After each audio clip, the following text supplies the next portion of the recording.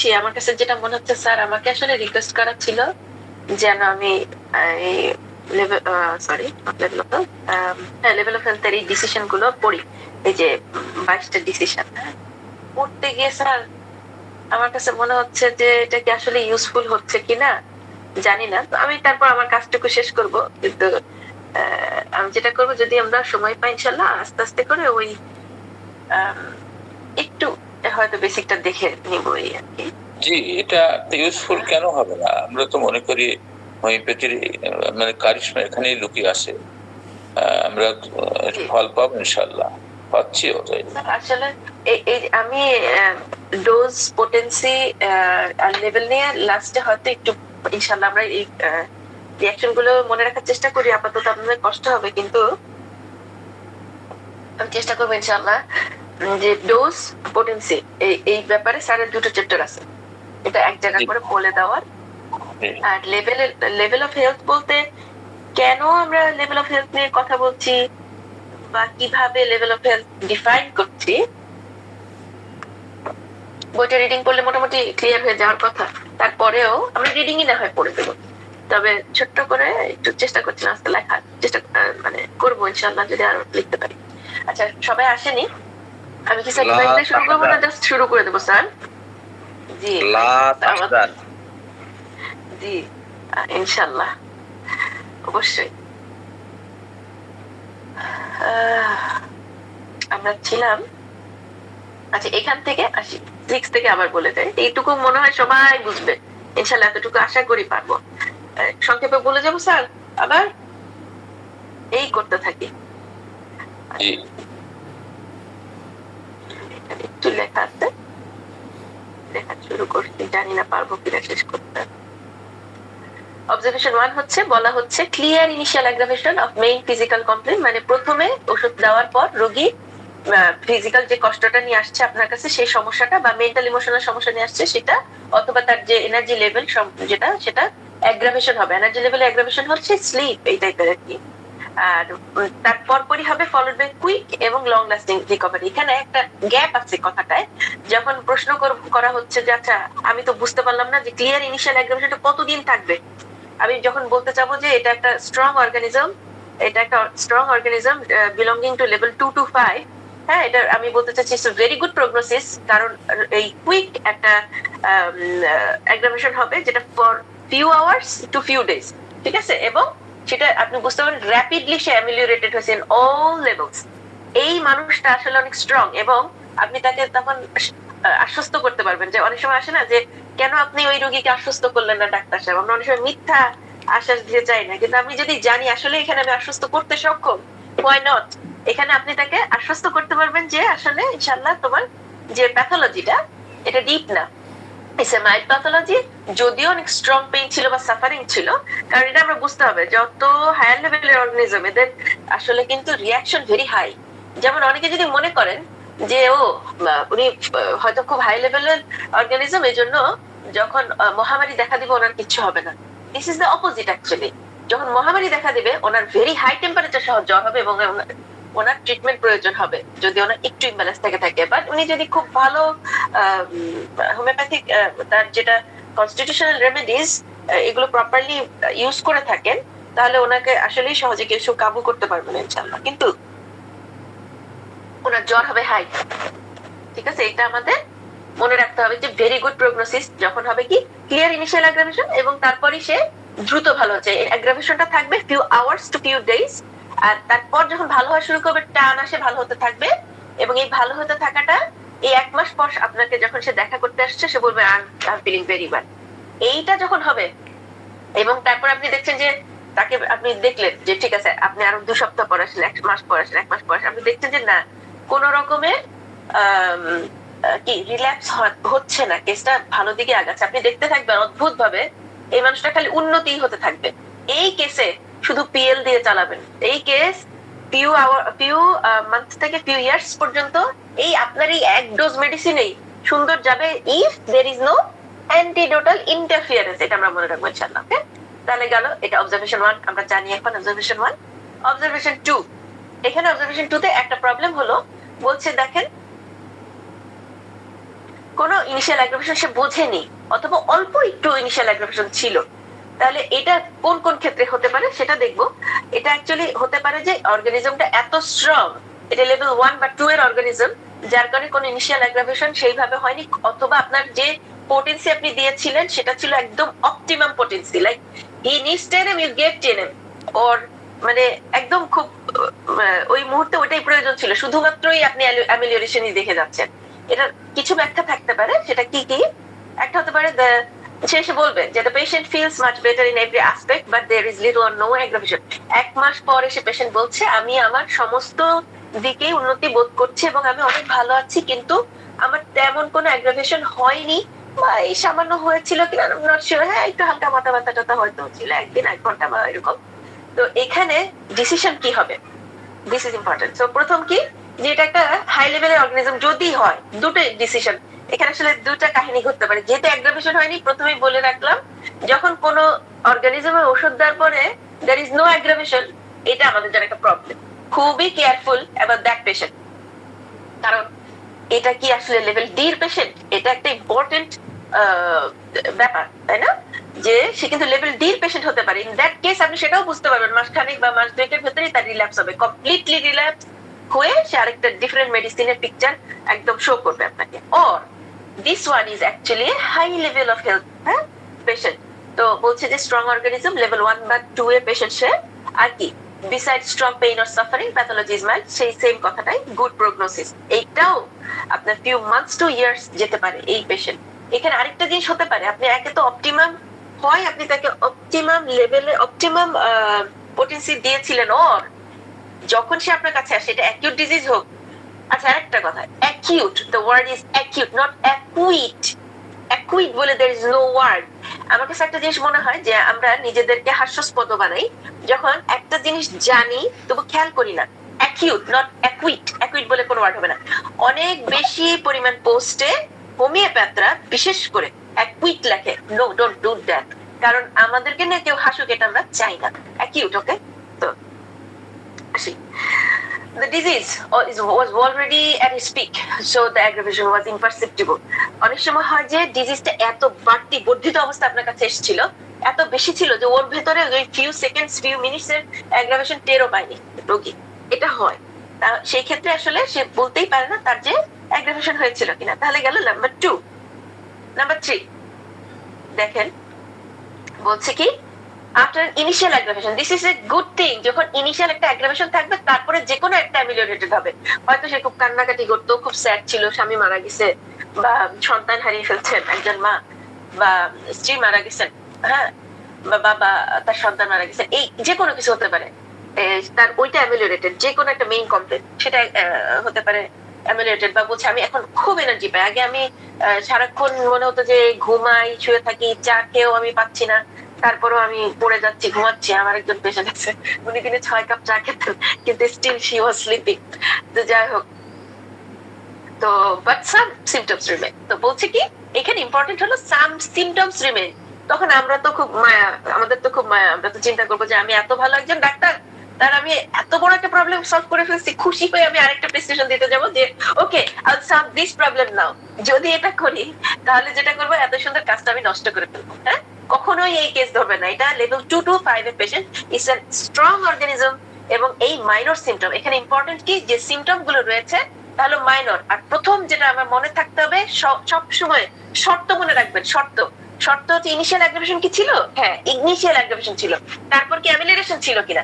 Yes, there is an amelioration, then don't touch the case, give PL. আমরা প্রশ্ন করি প্রায়, কখন প্লাসিবো দিব? This is the time you will give placebo, all this 3, just give placebo, just give placebo.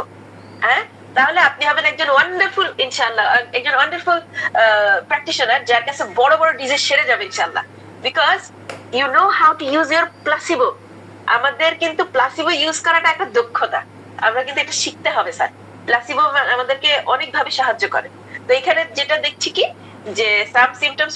আমি আরেকটা কথার জন্য সবসময় ক্ষমা চাইবো, আমি যেভাবে কথা বলে আমি আসলে খুব নিউ টু ফিল্ড, এবং আমি যেটা মনে করি যে আমি কথা বলি আমার মতো যারা, তাদের জন্য। আমার এখানে অনেক গুরুজন আছেন, আপনারা অনেক অভিজ্ঞ স্যার, আপনারা যে আসেন বা এই যে আমাদেরকে জায়গা দিচ্ছেন, কথা বলছি, এটা আমি খুব মানে কি বলবো, কৃতজ্ঞ। কিন্তু আমার কথা প্লিজ আপনারা নিবেন না যে আমি আপনাকেই বলছি, না মাইনর সিমটমস না ঠিক স্যার, আছে। Minor symptoms sir, minor symptoms গুলো কন্টিনিউ করতে থাকবে।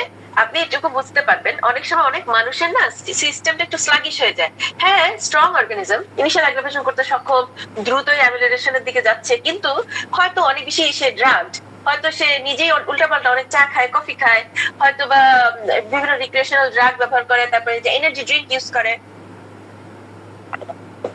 আমরা অনেকে জানি না এনার্জি ড্রিঙ্ক কিন্তু অ্যাকচুয়ালি ডিফারেন্ট ড্রাগস। তারপর দেখা যাচ্ছে হয়তো একটু মাথা ব্যথা হলে সে নিউরোফেন খায়, প্যানাডল খায়, ব্যথা ট্যাথা কোথাও থাকা যাবে না, এই টাইপের মানুষ। এরকম কিন্তু অনেকে আছে যে যদিও সে স্ট্রং, সে কোনো পেইন সহ্য করতে পারে না, একদম নিব না, কোনোভাবে না, আমার কালকে কাজ আছে, আজকে আমি 2টো প্যানাডল খেয়ে ঘুমাবো। এরকম আমার অনেক ফ্রেন্ড আছে। আমার মনে আছে যে কাজে আমি একসময় আর্লি চাইল্ডহুডে জব করতাম, তো আমাদের কাজগুলো না খুব ফিজিক্যাল, আমরা প্রচুর কাজ করতাম। মানে একদম সকালে 6টার সময় ঢুকে আপনার পুরো সেন্টারের প্রত্যেকটা রুমে রুমে যে সব চেয়ার টেবিল সব সেট করতে হতো, তারপর ধরেন যে প্রত্যেকটা বিন সেট করতে হতো, তারপর এন্ড অফ দ্য ডে আমরা বিন গুলো খালি করব, রুম গুলো ক্লিন করব, তারপর চেয়ার গুলো সব প্যাক আপ করবো, এই ধরনের। তো আমাদের কাজগুলো খুব বেশি এবং আমাদের টাইম থাকতো খুব শর্ট, ওই মধ্যে আমরা কাজ করতাম। তো এই ক্ষেত্রে যেটা হয়, পেইন হয়, কিন্তু অনেক লিমে পেইন টেন হয়। তা আমি আমার কলিগদের অফেন দেখতাম যেগুলো ইয়াং, খুব বেশি মানে কি বলবো কর্মঠ, তারা তারা ওই কাজের পরে আবার চলে যেত জিমে। অফেন দেখতাম মুড়ির মতো ওরা প্যারাডল আর নিউরোফেন হাতে নিয়ে খেয়ে ফেলতো, কোনো ব্যাপার না। আমি বলতাম যে এই তুমি 4টা খাচ্ছ, বলে আরে বাবা 2টাই কোনো কাজ হয় না, 4টা খেতে হবে। তো অনেকে ওভারডোজ করে মেডিসিনে, করে কিন্তু তা, আর কারণ আমার হাতে আছে আমি খেয়ে ফেললাম। ওটা মানে স্কুল লিভার, তো leave alone any idea about medicine. হ্যাঁ, তাহলে আমরা কি করবো, মাইনর সিমটম দেখলে যদি দেখি major symptom, good, don't touch the case, this is A PL, okay PL case. আচ্ছা, আরেকটা কি, এটা এটা হচ্ছে 4। আমরা এটাতেও দেখেন সুন্দর একটা কথা যে ইনিশিয়াল অ্যাগ্রাভেশন পরে লোকাল এবং জেনারেল অ্যামিলিয়েশন, লোকাল এন্ড জেনারেল অ্যামিলিয়েশন দেখা দিচ্ছে, কিন্তু কিছু নিউ সিমটমস অ্যাপিয়ার করছে। এখানে শব্দ কি, appear belonging to the remedy given. এই যে নিউ সিমটমস, সেগুলো কি, এর আগে ছিল মাইনর সিমটমস, এটা ছিল পেশেন্টের নিজের, এক্সকিউজ মি, পেশেন্টের নিজের মাইনর সিমটমস, আর এটা হচ্ছে পেশেন্টের নিজের মাইনর সিমটমস না, এটা হচ্ছে যে ওষুধটা দিয়েছিলেন সেটার সিমটম দেখা দিচ্ছে পেশেন্টের। প্রথম question, is it A proving reaction? আমার রোগী কি প্রুভিং রিঅ্যাকশনে আছেন? তখন আমি কি খেয়াল করবো, ওনাকে জিজ্ঞেস করে বের করবো যে আসলে কি হয়েছিল। উনি বলবেন যে না, আমার একটা ইনিশিয়াল অ্যাগ্রাভেশন ছিল এবং বর্তমানে আমার energy level better than before, mental emotionally better than before, আমার chief complain better than before. তাহলে আমি কি করবো, এই new symptoms belonging to the remedy, this is also a very good reaction, PL. এখন কি বোঝা যাচ্ছে অবজারভেশন গুলো? এটা কি স্যার, অবজারভেশন গুলো নিয়ে যত কথা বলবো তত সহজ হয়ে যাবে ইনশাআল্লাহ, আর এটা যত দূরে রাখবো তত কঠিন লাগবে, এরকম একটা ব্যাপার। হ্যাঁ, আমরা যদি এঁকে ফেলি আমাদের ওয়ালে এবং এই ছোট্ট করে শুধু এই অবজারভেশন লিখে রাখি, 22টা অবজারভেশন লিখতে বলে কতটুকু জায়গা নেবে? হ্যাঁ, ইভেন আপনাদের টেবিলে গ্লাসের নিচে আপনি জাস্ট 22টা অবজারভেশন উইথ দিস আর ছোট্ট করে এখানে ডিসিশন লিখে রাখেন, দেখেন আপনার কতটুকু উপকার হয়। Sir, just practice on this, 1 মাসের মধ্যে এটা আপনার মাথায় গেঁথে যাবে ইনশাআল্লাহ। আমি 22টা অবজারভেশন শেষ করার খুব চেষ্টা করবো। আমাদের নেক্সট উইকে স্যার একটা ক্লাস মনে আসছে না স্যার? আমি চেষ্টা করছি ছোট্ট করে লেখার, চেষ্টা করছি, লিখে ফেলবো ইনশাআল্লাহ। আচ্ছা, সরি স্যার, কালকে আমি 10:30 পর্যন্ত, আমি যদিও বলছি কাউকে দেখবো না, তারপর 10:30 পর্যন্ত মানুষ ছিল, লিখতে পারিনি। এটা দেখি তাহলে, নাম্বার 5, observation 5, হ্যাঁ, the physical symptoms subside মানে বেটার। হ্যাঁ, after an initial aggravation, আবার একটা গুড নিউজ, ইনিশিয়াল aggravation ছিল, physical symptoms means the chief complaint, সেটা subside, that means better, but there has been no reaction on the mental emotional plane or the energy level. আচ্ছা, এখানে প্রথম কথা, সবার mental emotional প্লেনে সমস্যা থাকে না, সবার এইখানে কোনো ওষুধের প্রয়োজন নাই, রিঅ্যাকশনের প্রয়োজন নাই, এনার্জি লেভেল গুড থাকতে পারে। or আরেকটা কথা, no, actually it was just one like first layer. আমি জাস্ট এই রোগীর একটা সমস্যা কিছুটা অ্যামিলিয়েশন এনেছি, কিছুদিন আমাকে তাকে পিএলএ রেখে সময় দিয়ে দেখতে হবে যে এই ওষুধটা আরো বেশি সময় ধরে কাজ করলে তাকে বেটারমেন্টের দিকে নেয় কিনা। আস্তে আস্তে করে এই রোগী পিএলএ থাকতে থাকতে, যেহেতু সে জানে না, আপনি তো জানেন সে কিন্তু পিএলএ আছে, সে আস্তে আস্তে আরেকটা মেডিসিনের পিকচার ফর্ম করবে। How do I know that I would not repeat the remedy?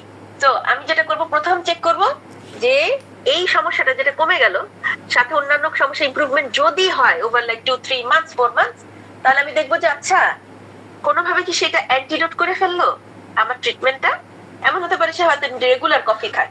আমার এক আঙ্কেল আছেন, 83 বছর বয়স আঙ্কেল, এখন কস্টিকামে আছেন, উনি অনেক ভালো আছেন মাশাআল্লাহ।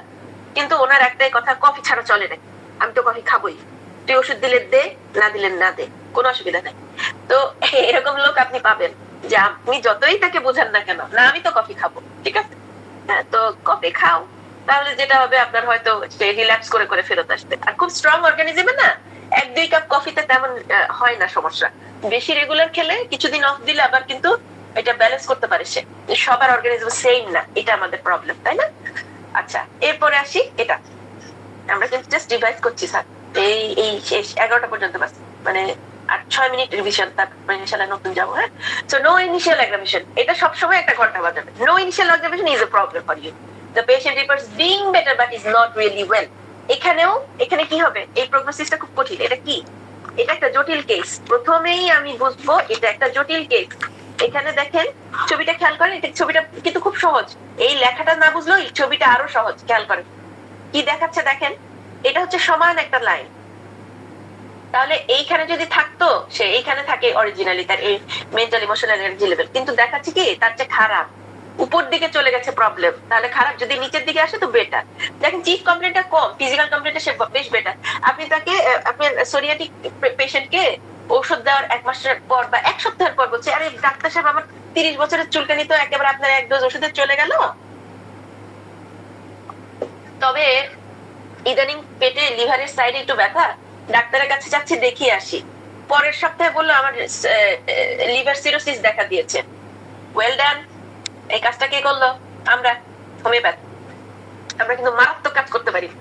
আমাদের ডক্টর আসলাম স্যার একদিন আমাকে একটা রিপোর্টের ছবি তুলে পাঠালেন, বললেন যে আপা দেখেন কি অবস্থা। একজন ডাক্তার, উনি সরকারি হসপিটালের ডাক্তার, উনি অ্যালোপ্যাথিক ডাক্তার, উনি লিখেছেন লিভার ইনজুরি ছড়িয়ে, মোস্ট প্রবাবলি এই ধরনের একটা কথা ছিল যে liver injury induced by homeopathic medicine. এবং ভাই আমাকে বলছেন যে এটা কি পসিবল? আমি অবশ্যই পসিবল। আমরা হোমিওপ্যাথিরা জানি না আমরা কি হ্যান্ডেল করছি। ডক্টর ভিতুল কাজ বলছেন, মনে করেন আপনার কাছে যেহেতু সবসময় হোমিওপ্যাথিক মেডিসিন, আপনি সবসময় হোমিওপ্যাথি নিয়ে কথা বলছেন, এখন আপনি ওষুধ দেওয়ার পর রোগী আসলে আমি মাথা ব্যথায় পাগল হয়ে গেলাম। বিশেষ করে যারা মাইগ্রেনের পেশেন্ট, এরা কিন্তু জটিল পেশেন্ট অনেক ক্ষেত্রে। যদি হায়ার লেভেলে না হয়, একটু বেশি ড্রাগড হয়, আপনি দেখবেন যে এদেরকে আস্তে আস্তে ওটা থেকে বের করতে হয়, কারণ কিছুতে কিছু একটা ওষুধ দিলেই এই মাথা ব্যথাটা আসবে তার। যতক্ষণ পর্যন্ত তার রাইট অবস্থান আপনি তাকে না নিতে পারেন, এটা আপনার জন্য বেশ হেডেক। তো সে বেচারা আসলো যে আমার খুব হেডেক, আমি এখন পাগল হয়ে গেলাম, কিছু একটা দাও। আপনি তাকে কিন্তু কখনোই আরেকটা পোটেন্সি মেডিসিন দিবেন না। আপনি বলবেন দয়া করে আপনি একটা প্যানাডল খেয়ে ঘুমানোর চেষ্টা করুন, মাথায় পানি দিন, রেস্ট নিন, ঘুমান, ব্যাস। যত পারেন ভালো ভালো কথা বলেন, খাবার দাবার ঠিক করতে বলেন, হাঁটতে যেতে বলেন, নিয়মিত রিল্যাক্সড থাকতে বলেন, কিন্তু কখনোই আপনি আরেকটা পোটেন্সি মেডিসিন দিবেন না। যেমন আমরা যেটা করি, আমাদের কেস কিভাবে নষ্ট হয় এটা উদাহরণ হিসেবে বলি। আপনারা জানেন স্যার, অবশ্য সময় নষ্ট হচ্ছে। আচ্ছা এটা শেষ হোক। আচ্ছা তাহলে কি হলো, যদি মেন্টাল ইমোশনাল কি হচ্ছে বেড়ে গেছে আর চিফ কমপ্লেন্ট বেটার, তাহলে এটা হচ্ছে ডক্টর কেন এবং ভিতুল কাস উভয়ের মতে it's a wrong prognosis, it's a bad prognosis, it's a bad prescription, change your prescription. Or আপনি তখন খুব ভালোভাবে খতিয়ে দেখবেন এই চিফ কমপ্লেনের আগে অ্যাকচুয়ালি তার মেন্টাল ইমোশনালে খুব সাপ্রেশন ছিল কিনা, খুব ভয়ঙ্কর কোনো কষ্টের ভিতর দিয়ে মানুষটা হয়তো দীর্ঘদিন চেপে গেছে। আমাদের ভাই বাবা, আমাদের ছেলেরা এত কষ্ট করেন। আমার কাছে মনে হয় যে আমরা মেয়েরা তো ঘরে আলহামদুলিল্লাহ তাদের ওসিলায় আমরা কত সুন্দরভাবে ঘরে থাকতে পারি। তারা সেই প্রত্যেকটা দিন সকালে উঠে যে গাড়িতে করে হোক বাসে করে হোক ঝুলে ঝুলে কাজে যায়, আসে, সে কাজে অনেক কিছু ফেস করে, রাস্তায় পথে অনেক কিছু ফেস করে ডেইলি বেসিস এই মানুষগুলা। তারপরে তারা নিজেদেরকে ঠেলতেই থাকে। বাবারা তো এরকম করতে করতেই চলে যায়, বাবাদের জন্য আমরা কিছুই করতে পারি না। কোনোদিন মুখ খুলে এটাও বলে না যে মা আমার কষ্ট হচ্ছে বা তোমরা আমার একটু যত্ন করো। বাবারা এরকম যে জ্বরে কাঁপলেও চুপ করে শুয়ে থাকে। তো দেখেন যে সাপ্রেশনটা কোন লেভেলে। আমাদের ছেলেদেরকে শেখানো তুমি কাঁদবে না, তুমি ছেলে মানুষ। দিস ইজ সো রং। আমরা সাইকোলজিক্যালি একটা ছেলেকে রংলি বড় করি। আমরা আমাদের সোসাইটি, আমাদের কালচার ছেলেটাকে আগে থেকেই মেরে ফেলে। আমাদের বিতুল কাস স্যার বলছেন যে অ্যাকচুয়ালি অরামের পেশেন্টে স্যার এটা দেখেছেন যে মেয়েদের তুলনায় ডাবল ছেলেরা অরামের পেশেন্ট হয়। এবং এটা দেখেন, যদি আপনি অরামের বৈশিষ্ট্য দেখতে যান স্যার, অ্যাকচুয়ালি অরাম কিন্তু কোনোদিন বলে না আই নিড হেল্প। এটার বড় একটা কারণ আমাদের সোসাইটি, আমাদের তাদের ব্রিঙ্গিং আপটাই রং। হ্যাঁ, তো এটা আসলে আমরা চেষ্টা করবো আমাদের সন্তানদেরকে অন্তত পক্ষে আমরা যেন এরকম কুশিক্ষায় পড়ো না। তো যাই হোক, অনেক সময় হয় কি তারা অনেক কষ্ট করে, অনেক মেন্টাল ইমোশনাল সাপ্রেশন থাকে, তারপর একটা ফিজিক্যাল কমপ্লেন হয়। ফিজিক্যাল কমপ্লেনটা সে সবাইকে কেঁদে বলে বেড়ায়, কিন্তু তার যে মেন্টাল ইমোশনালি কত সে চেপে রাখে কোনোদিন বলতে পারে না, তাই না? তারপর দেখেন observation 7, patient's main complaint has ameliorated without aggravation। আবারও ঘন্টা পাচ্ছে কি উইদাউট aggravation, যেখানে উইদাউট aggravation সেখানেই problem, but a new problem now emerges। This is a very important case and a very important, like you need time, এটা খুব properly দেখবেন। এবং যখন দেখবেন নিউ সিমটমস হয়েছে একটা কেসে, তার বলছে চিফ কমপ্লেন কিন্তু better, mental emotional same, chief complain better, new problem দেখা দিল, তখন দেখবেন এটা কি সিমিলার রেমেডি দিয়েছেন কিনা। এই নিউ কমপ্লেনটা এটা কি related to the earliest complain, like ওনার ছিল মাথা ব্যথা, এখন ওনার মাথা ঘুরায়, ওনার ছিল কোনোইতে ব্যথা, ওনার সেই ব্যথাটা সেম ভাবে হচ্ছে, জাস্ট এটা স্থান চেঞ্জ করলো, it's a similar remedy, it's not the simillimum. আরেকটা যেটা হতে পারে, নিউ সিমটম এভাবে যখন দেখা দিবে তখন আমরা কি করব, আমরা তাকে বসাবো, ভালো মতো দেখার চেষ্টা করবো, তার কেসটা রিটেক করবো case without this new symptom. আগে যে কেস আছে সেটার সাথে মিলিয়ে যদি সে খুব সাফার করে তখনই আমি তাকে সিমিলিমাম বের করার চেষ্টা করব, যদি সিমিলিমাম পাই এক ডোজ সিমিলিমাম ওষুধ দিব। এখানে একটা সবচেয়ে ভালো আন্ডারস্ট্যান্ডিং যেটা গতকাল বারবার বলা হয়েছে, do not try to antidote the remedy, do not try to antidote your treatment. যদি ট্রিটমেন্ট অ্যান্টিডোট করার মতো আপনার হাতের কাছে কিছু না থাকে, আবারও বলছি এই কথাটা দুইজন মিলিয়ে গুলিয়ে বললো, তখন আমি বুঝলাম যে আমার কথা বোঝা যায়নি। মনে করেন রোগী আপনার কাছে আসতে পারবে না, শুধু ফোনে কথা বলছে, তার কাছে কোনোভাবে হোমিওপ্যাথিক কিচ্ছু নাই, তাকে আপনি হয় সে যদি খুব সাফার করে অ্যালোপ্যাথিকের আন্ডারে পাঠান, যে যাও অ্যালোপ্যাথে যাও, যে তোমার এই প্রবলেমটার আগে চিকিৎসা করো, তারপরে come back to me after like 2 weeks or 1 month. এটা কি করবে, এটা আপনার এই যে এলোমেলো কেসটা এটাকে সেটেল করে দিবে। এটা কিন্তু 1 নাম্বার। 2 নাম্বার কি, আরেকটা ব্যাপার মনে রাখতে হবে আমাদের, অ্যাগ্রাভেশন নো অ্যামিলিয়েশন, বি কেয়ারফুল। আপনি যদি রোগী মেরে ফেলেন স্যার, তাহলে তো পুরো কেসটাই গেল, তাহলে তো আর এটাতে আপনার কোনো আসলে ক্রেডিট নাই। মানুষটাকে বাঁচিয়ে রাখাই তো প্রথম উদ্দেশ্য, তাই না? সেজন্য তাকে অ্যালোপ্যাথিক ট্রিটমেন্টে পাঠিয়ে দিবেন, তাহলেও তার কেস সেট হবে। অর গিভ ব্ল্যাক কফি, যে না সেটাও তার পক্ষে সম্ভব না, ওকে ঠিক কফি। আর আরেকটা যেটা এই ক্ষেত্রে নিউ সিমটম দেখা দিচ্ছে, আপনি বুঝতে পারছেন কেস এলোমেলো হয়ে গেছে, সিমিলার রেমেডি নট সিমিলিমাম, আপনি প্লাসিবো দিয়ে ওয়েট করতে পারেন। এবং ইন দ্য মিন টাইম সে 2-1 বার আসবে, তার মেন্টাল ইমোশনাল বোঝার চেষ্টা করতে পারেন, হোয়াটস গোয়িং অন বোঝার চেষ্টা করতে পারেন। তারপর এই যে নিউ সিমটমস গুলো, এটার পরে আরেকটা অবজারভেশন আছে, তখন আমরা ওটা পড়বো, এখন একটার মধ্যে আরেকটা বলবো না। তাহলে এটা যেটা বুঝলাম, chief complain better, new symptoms, আমি যেটা বুঝতে পারছি যে এটা সিমিলার রেমেডি। যখন বুঝতে পারছি কি করব, এই যদি সে খুব সাফার করে, I will try my best to find the simillimum. কিন্তু সিমিলিমাম না পেয়ে আরেকটা অ্যান্টিডোট রেমেডি দিবেন না। এটা কারণটা ডক্টর বিতুল কাস কি বলছেন, এটা একটা ব্যাখ্যা আছে।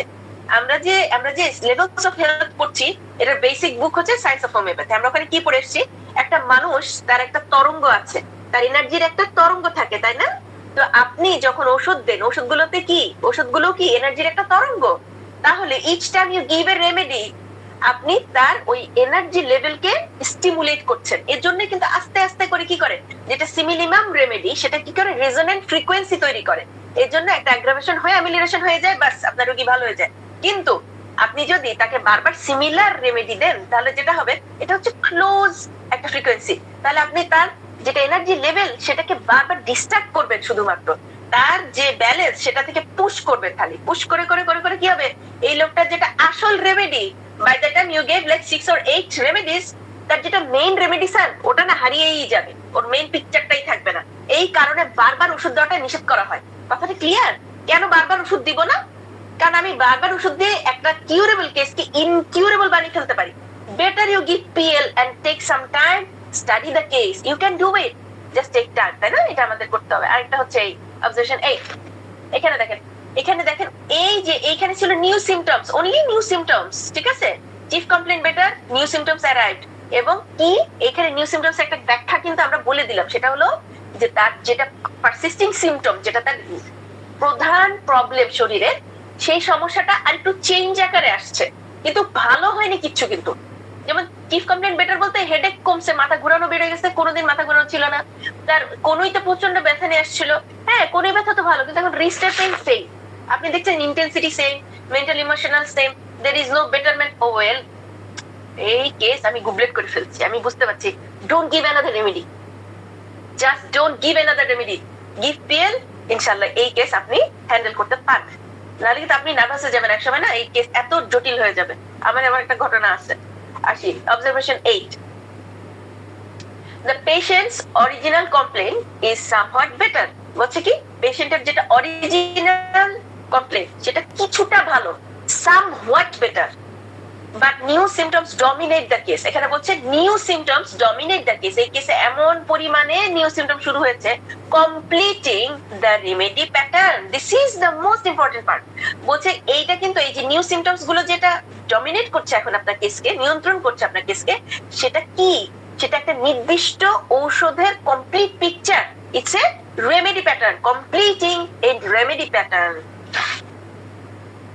দ্যাট মিনস এটা ক্লিয়ার। দেখেন দেখেন ডমিনেট করছে কতটা, যে তার যা প্রবলেম ছিল mental emotional chief physical complain, সবকিছুর উপর দিয়ে তার নিউ সিমটমস গুলো ডমিনেট করছে।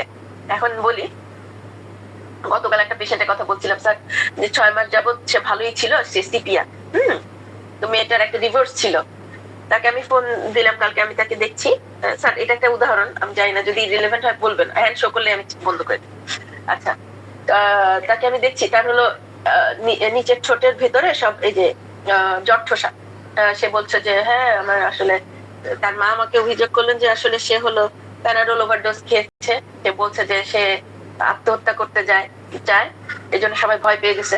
হ্যাঁ, তো এই সেই অনেক কিছু। কিন্তু মেয়েটাকে যখন আমি জিজ্ঞেস করছি যে আপনি কেমন আছেন, আপনার ইমোশনাল অবস্থা কি ভাই, সে খুব চেপে থাকা একটা মানুষ। সে বলল যে সে হাসছে, সে বলছে যে না আসলে আসলে ওটা একটা fear, I just had fear.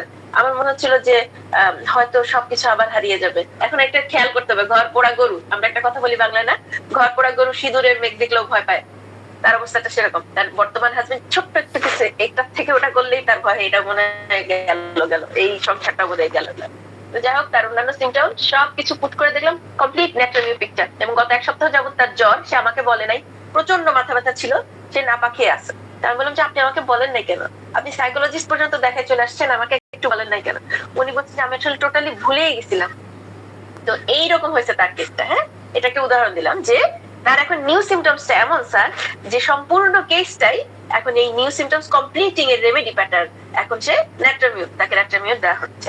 তাহলে কি original complain is somewhat better, তার এই যে ট্রিটমেন্ট যে কমপ্লেনটা সেটা কিছুটা ভালো, আর new symptoms dominate the case, নিয়ন্ত্রণ করছে তার কেসকে, কমপ্লিটিং এর রেমেডি প্যাটার্ন, তার গিভ দ্য রেমেডি। ঠিক আছে? এই যে একজন কোশ্চেন করছিলেন কালকে না, আমাদের এক ম্যাডাম প্রশ্ন করছিলেন যে কখন আমি ওষুধ দিব, তাহলে কারণ আপনি তো খালি ওয়েটের কথাই বললেন। এই এখন আমি ওষুধ দিব যখন প্যাটার্ন কমপ্লিট, সো একটা রেমেডি শেষ করবে, আপনার রোগী আপনাকে গাইড করবে, রোগী আপনাকে বলবে কিন্তু যে আমার ওষুধের দরকার, আপনার দরকার নেই চিন্তা করার কখন রোগীকে ওষুধ দিব। নো ওয়ে, আপনাকে পেশেন্ট কমপ্লিট পিকচার দিবে, তার পর্যন্ত পিএল দিতে থাকেন, যতবার আসে নো প্রবলেম। জাস্ট সবসময় কেয়ারফুলি টেক করবেন কেস, রিটেক করবেন কেস। আপনার কমপ্লিট যে কেসটা আছে সেটার উপর রিটেক করতে বেশি না, 10-15 মিনিটের বেশি কখনোই লাগবে না। যদি আপনি খুব বেশি মানে কি অভিজ্ঞ হন, আপনার আরো কম সময় লাগবে, যত অভিজ্ঞতা হবে তত কম সময় লাগবে। সবচেয়ে বড় কথা, যতক্ষণ কোন মেইন কি নোটস, আপনি একটা কেসে যখন আপনি ওষুধ দিচ্ছেন, কতগুলো মেইন কি নোটস ধরে দিচ্ছেন, তাই না? ওই কি নোটস গুলো কখনো কখনো হয় যে কিছু কমপ্লিমেন্টারি মেডিসিনে কমন থাকে, এজন্য কখনো যখন এরকম হবে তখন আপনি কি করবেন, প্রথম আমরা কতগুলো শর্ত শেয়ার করছিলাম স্যার, মনে আছে স্যার প্রেসক্রিপশনের শর্ত? তার মধ্যে কি ছিল যে প্রথম দেখবেন যে এটা কি কোনো কমপ্লিমেন্টারি মেডিসিন কিনা, তাই না? তো কমপ্লিমেন্টারি মেডিসিন কিনা এটা দেখবেন, ওটা আপনার জন্য তখন হায়ার গ্রেড পাবে, রাইট? আচ্ছা, অবজারভেশন 9 কি short aggravation followed by local and general amelioration. বলা হচ্ছে অল্প একটু অ্যাগ্রাভেশন হলো এবং লোকাল এবং জেনারেল একটা অ্যামিলিয়েশন দেখা দিল, দেন পার্শিয়াল রিল্যাপস আফটার 1 মান্থ। 1 মাস যেতে না যেতেই কিছুটা রিল্যাপস হলো, যদিও পিকচারে বোঝা যাচ্ছে কাহিনী কি, সে কিন্তু একটু বেটার। এখানে এখানে একটা জিনিস, এইটার ব্যাখ্যাটা একটু খুব কেয়ারফুলি দেখতে হবে। সেটা হলো যখন একটা অ্যাগ্রাভেশন হয়ে সে বেশ ভালোই ছিল, হঠাৎ রিল্যাপস, এখানে কয়েকটা ডিসিশন। 1 নম্বর দেখতে হবে এটা কিন্তু স্ট্রং অর্গানিজম। কেন? আমরা বলে এসেছি যখন অ্যাগ্রাভেশনের পর অ্যামিলিয়েশন দেখা দিচ্ছে, ভালো থাকার একটা ব্যাপার আসছে, তখন আমার এই রোগীর 2 to 5 লেভেল 2 to 5 এর, দ্যাট মিন্স এটা একটা স্ট্রং অর্গানিজম। তখন প্রথম কোশ্চেন যে কেন রিল্যাপস হলো, প্রথম কোশ্চেন হচ্ছে আদৌ এটা মানে প্রথম হচ্ছে কেন রিল্যাপস হলো, জিজ্ঞেস করতে হবে যে কোনো অ্যান্টিডোটাল ইন্টারফিয়ারেন্স আছে কিনা। হ্যাঁ পার্টি ছিল, আজকে 2-3 দিন যাবতে এরকম আমাদের একটা উৎসব ছিল, বন্ধু বান্ধবের সাথে ঘুরছি, কফি খাচ্ছি, চা খাচ্ছি, সবই খেয়েছি, কফিটা একটু বেশি খাওয়া হয়ে গেল। তারপর হতে পারে যে ন্যাট্রামিউরের পেশেন্ট, ও আমি তো দাঁত মাজার জন্য যে পেস্টটা ব্যবহার করি এটাতে মেন্থল আছে, আমি খেয়াল করিনি, আমি তো আসলে দাঁত মেজেই চলছি, কিন্তু সেই প্র্যাকটিশনার বলতে ভুলে গিয়েছিলেন। অথবা আরেকটা খুব সুন্দর জিনিস হলো, আমি আমার ফ্যামিলি থেকে দেখে এটা শিখলাম, সেটা হলো ঠান্ডা তেল। বাংলাদেশে আমাদের এটা অনেক অ্যাভেলেবল, সেটা হচ্ছে ঠান্ডা তেল, নবরত্ন, তারপর কুসুম, জবা কুসুম, এই টাইপের বেশ কিছু তেল আছে। এগুলোতে স্যার খুবই হাই ডোজে এই ধরনের সব কেমিক্যাল ব্যবহার করা হয়, যেটা আপনার মানে একটা কুলিং ইফেক্ট দেয় আর কি হেডে, কিন্তু এটা খুব স্ট্রং। তো অনেক সময় এটা কিন্তু তার এই যে ব্যবহারিক জিনিসগুলো, হ্যাঁ আমরা কিন্তু অনেক সময় রোগী বলতে ভুলে যায়, অনেকে ক্যাম্পর ইউজ করেন হচ্ছে রেগুলার গোছলের পানিতে, কিনা ও ক্যাম্পতে গোসল করে, কারণ তার হচ্ছে ওই খুব একটা কুলিং একটা ফিলিং এর জন্য, গরমকাল এই সেই। তো অনেক সময় ডেইলি প্র্যাকটিসে মানুষ অনেক কিছু ব্যবহার করে, এমন ভাবে অভ্যস্ত, ফ্যামিলির কিছু প্র্যাকটিস থাকে, হ্যাঁ, যে আমরা হয়তো বুঝে উঠতে পারি না যে ওষুধ কোথায় নষ্ট হলো। এটা হতে পারে যে সে অ্যান্টিডোট করে ফেলছে, ওর হতে পারে মেন্টাল ইমোশনাল একটা ভীষণ কোনো মারাত্মক কিছুর ভেতর দিয়ে গেছে। যেমন এমনও হতে পারে, যেমন একটা কেস ছিল ডক্টর জিতুল কাছে, যে উনি বলছিলেন যে মেয়েটা বেশ ভালো করছিল, কিন্তু হঠাৎ করে সে হচ্ছে নতুন লাইসেন্স নাই, অনলি 18, সো অনেক বেশি এক্সাইটেড, সে তার গাড়ি নিয়ে বের হয়ে গেছে, বাবা মা কাউকে বলে নাই, সে হচ্ছে খুব জোরের সাথে অ্যাক্সিডেন্ট করে বসছে, খুব জোরে চালিয়ে, এবং সে সামনে যখন সে দেখেছে যে সে কি ঘটনাটা ঘটালো, সামনে গাড়ি উল্টে গেল, একটা ফ্যামিলি পুরো মারা গেল, পুরো ডেথ, 4 জন মানুষ তার কারণে।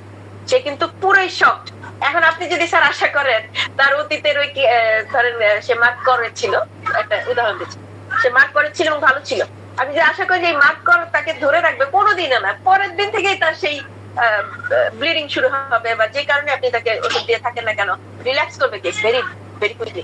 এবং সে যদি প্যানিক অ্যাটাক হতে থাকে বা এই যে এরকম একটা ঘটনা সেটা আপনাকে জানায়, immediately you have to prescribe, this is an acute during chronic treatment. কিন্তু যখন মেন্টাল ইমোশনালি এত বড় একটা শক হবে, আপনাকে কিন্তু সেই ক্ষেত্রে ওষুধ দিতে হবে, আপনি কিন্তু এই ক্ষেত্রে ওয়েট করবেন না, এটা আমাদের খুব ইম্পর্টেন্ট। তাহলে কি রিল্যাক্স যখন হবে, এটা হতে পারে সে রিল্যাক্স এই সব কারণে, অথবা এমন হতে পারে আসলে রিল্যাক্স হয় নাই,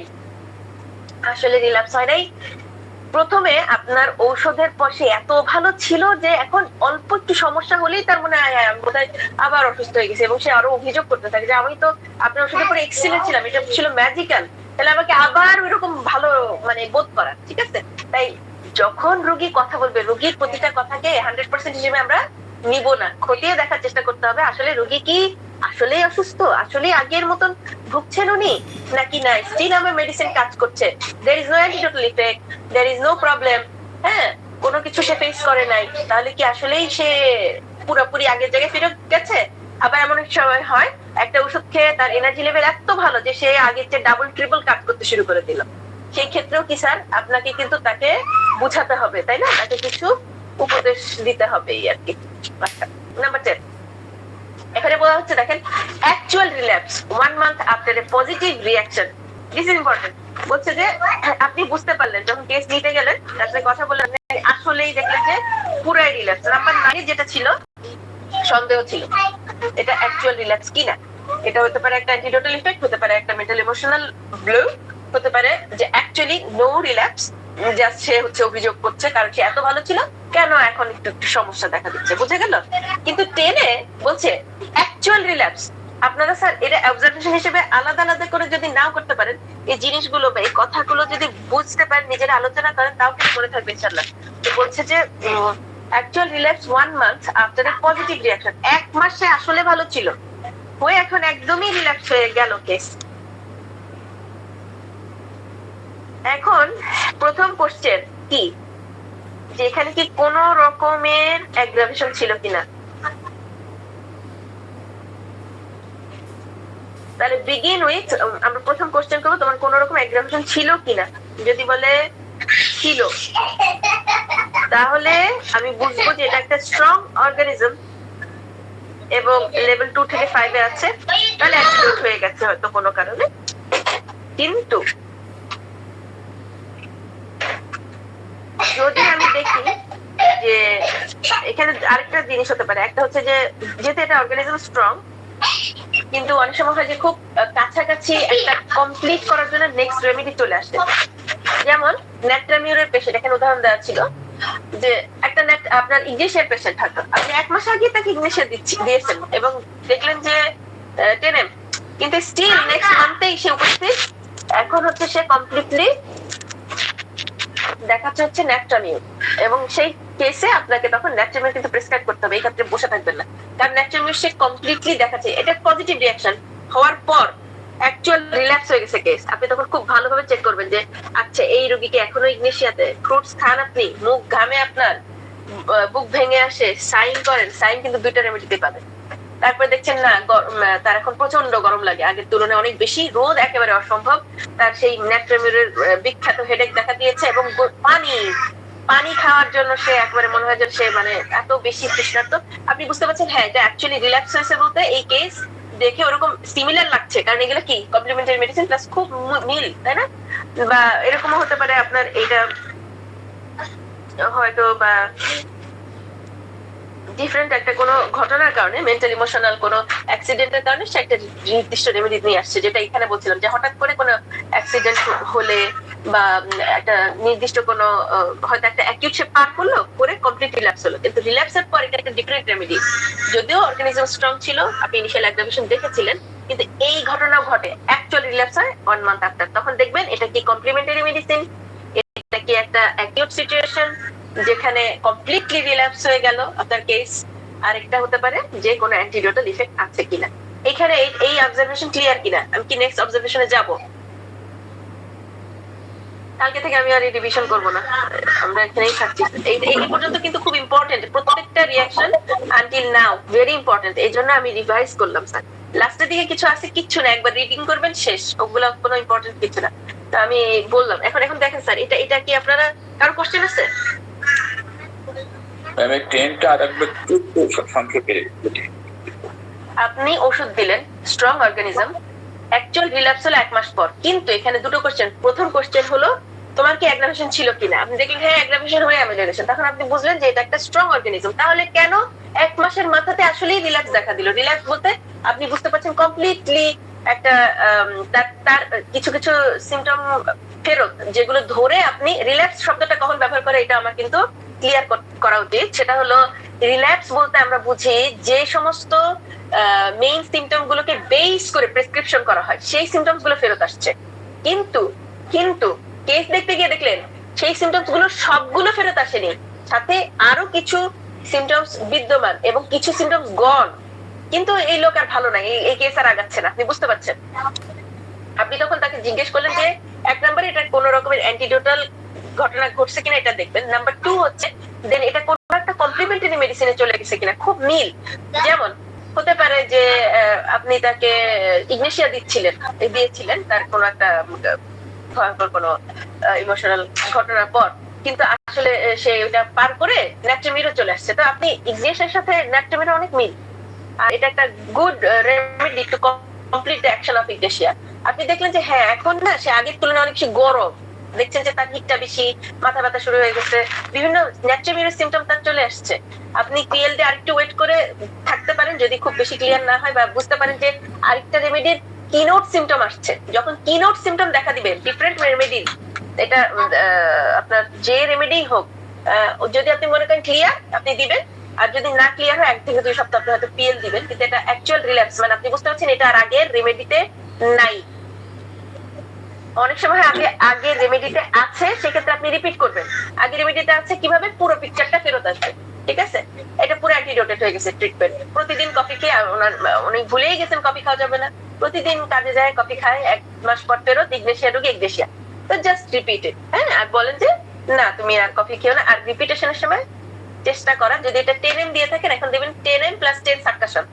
এটা একটা ব্যাপার যেটা নিয়ে আমাদের হয়তো জানি না কবে বলবো। এটা আসলে যখন আপনি রিপিট করবেন স্যার, সবসময় চেষ্টা করা উচিত যে সেম পোটেন্সি রিপিটের কথা যেটা বলা হয়, যেমন 30, তো বলা হয় যে আসলে বেটার কাজ করে 30 + 10 সাবকাশন দেওয়া হয়, কারণ তার অর্গানিজমে যে ইয়েটা দেওয়া ছিল, স্টিমুলেশনটা, তার সাথে বলা হয় যে একটু চেঞ্জ একটা নেক্সট পোটেন্সি দেওয়া। আচ্ছা এবার জি স্যার, যেটা আমরা এলএমএ করি সেটা কিন্তু আমরা সিতেও করি। সেম এলএম যেভাবে আপনারা প্রয়োগ করেন, ডক্টর ভিতুল কাছ থেকে সেম ওয়েতে সি পোটেন্সি প্রয়োগ করেন। এটা হচ্ছে observation 11, temporary amelioration without initial aggravation. এখানে ইম্পর্টেন্ট হচ্ছে এই ফ্যাক্ট যে ইনিশিয়াল কোনো অ্যাগ্রাভেশন ছিল না, টেম্পোরারি একটা অ্যামেলিওরেশন হলো, দেন এ ফুল রিল্যাপস আফটার 1 মান্থ। দেখেন যেখানে ছিল সেখানে রোগী ফেরত, কোনো অ্যাগ্রাভেশন হয়ই নাই, অল্প একটু সময়ের জন্য ভালো ছিল, বললো যে হ্যাঁ আপনার ওষুধ খাওয়ার পর সপ্তাহখানেক ভালো ছিল বা 2 সপ্তাহ, তাই মোটামুটি ভালো ছিলাম, একটু ভালোর দিকে ছিলাম, কিন্তু তারপরে এই গত 2 সপ্তাহ যাবত আমি যা ছিলাম সেম আছি। যদি এটা সে বলে, এবং আপনি দেখলেন কোনো অ্যাকিউট নাই এর ভেতরে, তার কোন রকমের, সে এখন কোন লেভেল সেটা হচ্ছে ফার্স্ট কোশ্চেন। এখন লেভেলই তো জানি না আমরা, না টেম্পোরারি অ্যামিলিওরেশন, টেম্পোরারি এই কথাটা তো বুঝতে পারছি আমরা, যে তার কোনো পার্মানেন্ট অ্যামিলিওরেশন আছে, খুব ভালো আছি, সবকিছু একদম বেশ ভালো আছে, এটা না, বলে অল্প সময়ের জন্য ভালো ছিল, অল্প 1 সপ্তাহ মতো, 2-3 দিন, 2 সপ্তাহ মতো, বাস আবার 2 সপ্তাহ ধরে খারাপ, উইদাউট এনি, এই যে এটা সবসময় দেখবেন ইনিশিয়াল অ্যাগ্রাভেশন নাই এখানে। ইনিশিয়াল অ্যাগ্রাভেশনে তারপর কি 1 মাস পরে পুরোপুরি রিল্যাক্স, যেখানে ছিল বান্দা সেখানেই ফেরত। যদি এটা হয়, এখানে কয়েকটা ডিস্টিংশন মেক করতে হবে। এখানে স্যারের যে এই ছিল অবজারভেশন 2 তে যেটা ছিল, আমরা কি দেখছিলাম, ওখানেও কোনো ইনিশিয়াল অ্যাগ্রাভেশন ছিল না, কিন্তু ওখানে লং লাস্টিং অ্যামিলিওরেশন ছিল। আর এইখানে যেটা হচ্ছে, এখানে কিন্তু স্যার অ্যাগ্রাভেশনও নাই, অ্যামিলিওরেশনও খুব শর্ট পিরিয়ডের জন্য। এখানে পার্থক্য করতে পারছি নাম্বার 2 এর সাথে? আবার দেখাবো নাম্বার 2। নাম্বার 2 তো সব মনে আছে না স্যার, যে কোনো অ্যাগ্রাভেশন নাই কিন্তু কমপ্লিট অ্যামিলিওরেশন ফর লং লাস্টিং অ্যামিলিওরেশন। আর এটা হচ্ছে, এটারও অ্যাগ্রাভেশন নাই। 11 এর সাথে 2 এর পার্থক্যটা দেখেন, এখানেও অ্যাগ্রাভেশন নাই, বাট খুবই শর্ট পিরিয়ডের জন্য অ্যামিলিওরেশন ছিল, এখন সে কমপ্লিট রিল্যাপস। এই ক্ষেত্রে আমার ডিসিশন কি হবে? The duration of the amylation clearly shows that something is wrong. এত অল্প সময় কেন আপনার অ্যামিলিওরেশন? তাহলে something is wrong. This case you have to pay attention. If the organism belongs to level of health in which a cure is still possible, the remedy is incorrect. এখন আপনি প্রথমে তো তাকে জিজ্ঞেস করছেন, যখন আপনি কেস চেক করছেন, তোমার কত ডিগ্রি জ্বর হয়, কত ফ্রিকুয়েন্টলি তোমার অ্যাকিউট ডিজিজ হয়। আমরা লেভেল অফ হেলথ কিভাবে নির্ধারণ করি? তার ফ্রিকোয়েন্সি অফ অ্যাকিউট ডিজিজেস এবং কত হাই পর্যন্ত তার টেম্পারেচার উঠে, এই দুইটা জিনিস খুব ইম্পর্টেন্ট, এবং এই দুইটা জিনিস দিয়েই কিন্তু আমরা লেভেল অফ হেলথটা সাধারণত নির্ধারণ করে থাকি। আমি লেভেল অফ হেলথের ক্লাস অনেকবার করে আসছি স্যার, আপনারা কাইন্ডলি পড়বেন, রিভাইজ করলেই বইটা মনে পড়বে। তো বলা হচ্ছে, যদি আপনি জানেন সে একটা curable stated person, like level 6 সে, এবং সে লেভেল 6 হওয়া সত্ত্বেও আপনি বুঝতে পারছেন যে কি ব্যাপার, মাত্র 1-2 সপ্তাহের ভিতরে রিল্যাপস হয়ে গেল বা 1 মাসের মধ্যে রিল্যাপস হয়ে গেল, আমি শিওর এই পেশেন্টটা এই 2 থেকে 5 এর পেশেন্ট বা 6 এর মধ্যে আছে, তাহলে কেন রিল্যাপস হলো? তাহলে আমার ওষুধটা সিমিলার হতে পারে, স্ট্রং অর্গানিজম যার কারণে সাপ্রেসড হয় নাই, ঠিক আছে, ওষুধটা সিমিলার। আরেকটা যেটা হতে পারে, it could have been a similar enough to give a partial reaction but didn't bring further progress to the case. তো এখানে যেটা হতে পারে, আপনি ন্যাট্রামিউরের কেস খুব সে এরকম হতে পারে যে আপনি তাকে মেন্টাল ইমোশনালের জন্য দিলেন, এরকম অনেক কেস আছে যে সিপিআর ন্যাট্রামিউর হয়ে যায় মানুষ বা ইগনেশিয়া হয়ে যায় তার ফ্যামিলির কারণে বা কন্টিনিউয়াস একটা সাপ্রেশনে থাকে সে মেন্টাল ইমোশন। এখন সেই মানুষকে ভালো করা আসলে সম্ভব না, অনেক সময় এটা, অনেক সময় এগুলা খুব কঠিন। কিন্তু দেখা যাবে যে ওই ওই ইমোশনাল সাপ্রেশনটা আরো বেশি বা ওই সময় ধরে চলেই আসছে, যার কারণে আপনার ওষুধের পোটেন্সিটাই না হয় নাই, এটা হয়। তারপর হতে পারে যে সে আরেকবার আরো বেশি কোনো সাপ্রেশনের মধ্যে দিয়ে গেল, সেজন্য কিন্তু ডিস্ট্রেসিং পয়েন্টের কারণে সে ই করলো, রিল্যাক্স করলো। আরেকটা হতে পারে এই যে রেমেডিটা আমি দিয়েছি এটা ডিপ এনাফ না। হ্যাঁ, যেমন এখানে স্যার একটা উদাহরণ দিচ্ছিলেন যে অনেক সময় হয় যে আমরা একটু ভুল করে ওষুধ দেই। যেমন আমি যখন দেখতে পাচ্ছি আমার রোগী খালি ওষুধ খেতে যায়, খালি টেস্ট করায়, খালি ডাক্তারের কাছে দৌড়ায়, আমি প্রাথমিক ভাবে হচ্ছে এটা আর্সেনিক অ্যালবাম। অন্যান্য সবকিছু দেখে হ্যাঁ শীত প্রদান, হ্যাঁ সমস্যা, এটা তো খুবই শীত প্রবণ, আচ্ছা ঠিক আছে আমি আর্সেনিক অ্যালবাম ভাবলাম। অথবা আমি ভাবলাম না না নাইট্রিক অ্যাসিড, হ্যাঁ রাতে ওই সময় ওঠে না, বলছে যে হ্যাঁ আমি আমি খুব রাগ করি টরি, আমি আবার আর মৃত্যু নিয়ে প্রচন্ড ভয়, মৃত্যু কবরস্থান এসব নিয়ে খুব বেশি সে আন্দোলিত, আমি তাই নাইট্রিক অ্যাসিড বা আর্সেনিক অ্যালবাম ভাবলাম। কিন্তু অ্যাকচুয়ালি আমি তার রাইট রেমেডি দেই নাই, তার রাইট রেমেডি অ্যাগারিক অ্যাসিড। কারণ এই তিনটা রেমেডি কিন্তু খুব মিল। সবাই দেখা যাবে যে ফ্যাট খাও, হ্যাঁ খাই। তারপরে যে ক্যান্সার ভয় পাও, হ্যাঁ ওরে বাবা ক্যান্সার মারাত্মক ভয় পায়। তারপরে আপনি ইয়েও এটার সাথে খুব ক্লোজ রেমেডি আপনার প্লাটিনাও কিন্তু। হ্যাঁ, তো আমাদের আসলে রেমেডি গুলো না অনেক ভালোভাবে আমাদের প্লাটি রেমেডিকে না প্র্যাকটিস করতে হয়, অনেক বেশি পড়া উচিত। কারণ এইটাতে আমরা আমাদের মুহসিন স্যার বলেন না যে এটাই আমাদের প্রথম অস্ত্র, অবশ্যই প্রথম অস্ত্র। কারণ নাহলে তো একটা মানুষকে লাখ লাখ কোশ্চেন করা যাবে কিন্তু কোনো প্রেসক্রিপশন হবে না। কারণ আমরা যখন কোশ্চেন করবো মিলাবো কিসের সাথে, তাই না? আমার বেসিক তো আসলে ম্যাটেরিয়া মেডিকা। তো আমাদের ভুল হয় স্যার, কারণ খুব ক্লোজ থাকে অনেক সময় যে নাইট্রিক অ্যাসিড আর্সেনিক অ্যালবাম আসলে অ্যাগারিক অ্যাসিড কেস, অথবা ক্যালিয়ার্স এর কেস। ক্যালিয়ার্স কিন্তু আমি দেখছি যে প্রচন্ড ভয় পায়, সারাক্ষণ বিভিন্ন টেস্ট করা, খাবার যে সবকিছু বাছা, তারপরে বাইরে যাব না, ওখানে অ্যাক্সিডেন্ট হবে, এখানে ভয় পায়, ওখানে ভয় পায়। ক্যালিয়ার্স দেওয়ার পরে মাশাআল্লাহ সে ওই পাকা ফল নিয়ে গিয়ে গ্রীষ্মের দিনে, বয়স্ক মানুষ উনি, ওনার বোনদের বাড়ি বাড়ি দিয়ে আসছিলেন, ওই রোগীর কথা বলছি। তো এটা পসিবল। তো আমরা অনেক সময় রাইট মেডিসিনই দেইনি। আমি শিওর আমি এই রেমেডিটাই হবে এই রোগী, কিন্তু আমি যে শিওর কারণ আমি তো আসলে এর চেয়ে বেশি ম্যাটেরিয়া মেডিকা বের করতে পারিনি, ওই সময় মিলাতে পারিনি। তো আমার কাছে যেটা নাইট্রিক অ্যাসিড, দেখা যাচ্ছে আরেকজন অভিজ্ঞ ডাক্তারের কাছে গিয়ে উনি অ্যাগারিক অ্যাসিড হতে পারে, তাই না? এটা একটা। আরেকটা হতে পারে এই রোগী গ্রুপ ডি এর পেশেন্ট, যেটা আমরা বলে আসছি। গ্রুপ ডি তে খুব দ্রুত সে বেশ ভালো থাকবে, তারপরে রিল্যাপস হবে, ভালো থাকবে, রিল্যাপস হবে, এবং আস্তেই একটা দেখবেন যে অন্য একটা ডিফারেন্ট রেমেডি আসবে, আপনাকে তখন প্রেসক্রাইব করতে হবে। You just cannot wait. কারণ হচ্ছে মেকানিজম খুব উইক থাকে। আবার অনেক সময় হয় গ্রুপ ডি তে আপনি 6C দিয়ে শুরু করছেন ট্রিটমেন্ট, ওই সেই একই রেমেডিতেই থাকে। হ্যাঁ, 6C খেলো 2 সপ্তাহ, হ্যাঁ ভালো ছিলাম কিন্তু আমার তো আবার সেই ব্যথা, আবার এই সেই আপনার তখন হয়তো 8C দিতে হবে, তারপর আপনি 10C দিবেন। এরকম করতে করে আপনি বুঝতে পারছেন পোটেন্সিটা কাজ করছে না, স্টিল সেম রেমেডি। এটাও হয়। তাহলে কি করবেন স্যার? তখন আপনি পোটেন্সি বাড়াবেন, রিপিটেডলি আস্তে আস্তে আগাবেন, স্লোলি। এটা গ্রুপ ডি পেশেন্ট হতে পারে। তাহলে কি বুঝবো? যদি উইদাউট অ্যাগ্রাভেশন অ্যামেলিওরেশন হয় শর্ট টাইমের জন্য, তারপরে কি রিল্যাপস হয়, কি দেখবো? 1 নাম্বার হচ্ছে আমার ওষুধটা রং। যদি এটা স্ট্রং অর্গানিজম হয়, যেটা কিউরেবল স্টেটে আছে 2 to 5 লেভেল বা 6, তাহলে আমি বুঝবো যে আমার ওষুধটা wrong, I have to retake the case. Number 2 কি? নাম্বার 2 হলো নাম্বার 1 হচ্ছে আমার ওষুধ রং, নাম্বার 2 হলো যে আমার ঔষধের পোটেন্সি কাজ করা বন্ধ করে দিয়েছে। 6C বা 12C ছিল, 14C দরকার বা 16C দরকার, ঠিক আছে? স্লোলি আমি তখন আবার পোটেন্সি বাড়িয়ে তাকে ওষুধ দিয়ে দেবো। রিপিটেশনের কথা এখানে আসবে না আসলে কারণ হ্যাঁ আমি রিপিট করছি, আমি রেমেডিটা রিপিট করছি। কি করে? পোটেন্সি যদি কাজ করা বন্ধ করে দিয়ে থাকে, হ্যাঁ আমি পোটেন্সিটা বাড়িয়ে দিলাম। রিপিটেশনের ব্যাপারটা আমরা এখন এখানে বুঝতে পারবো না, এই জন্য আমি বললাম রিপিটেশন এবং পোটেন্সি নিয়ে একটা চ্যাপ্টারই আছে এখানে। আমরা ইনশাল্লাহ লাস্ট দিন চেষ্টা করবো পড়ার, আমি চেষ্টা করবো হয়তো ছোট করে যদি নোট করা যায়। আসলে কিভাবে ছোট করে নোট করলে বোঝা যাবে বুঝতে পারছি না স্যার। আপনারা কেউ যদি আমাকে প্রেজেন্টেশন নিয়ে হেল্প করতে পারেন কাইন্ডলি ইনবক্স মে, আমি তাহলে কিছু আইডিয়া দিব। যদি প্রেজেন্টেশনটা সাজাতে পারেন ইনশাআল্লাহ সবার জন্য হেল্প হবে। আচ্ছা, আরেকটা যেটা আমি জানি সবাই আসলে ব্যস্ত, আরেকটা যেটা স্যার এখানে গ্রুপ ডি এর পেশেন্ট হতে পারে। সেই গ্রুপ ডি এর পেশেন্টের যেটা হয়, কোনো অ্যাগ্রাভেশন হয় না, ভেরি শর্ট অ্যামেলিওরেশন হয়, এবং সে যখন আপনার কাছে ফেরত আসবে ওই যে পোটেন্সি বাড়াবেন বা এমনও হতে পারে 2 সপ্তাহের ভিতরে তার ওষুধ চেঞ্জ হয়ে যেতে পারে, ডিফারেন্ট একটা মেডিসিন আচ্ছা দিবেন, ঠিক আছে, তাহলে এটা গ্রুপ ডি হতে পারে। আর পরে চলে যাই, এটা খুব dangerous. Observation 12, amelioration in certain areas, কিছু কিছু একটু একটু সিম্পটম নাই, উইদাউট অ্যাগ্রাভেশন, বললাম without aggravation is a problem, but after some weeks, সে 6 সপ্তাহ ভালো ছিল আপনার ওষুধে, 5 সপ্তাহ ভালো ছিল আপনার সাথে, 3 সপ্তাহ ভালো ছিল আপনার সাথে, তারপর কি the patient is Wars than before with or without a change of symptoms.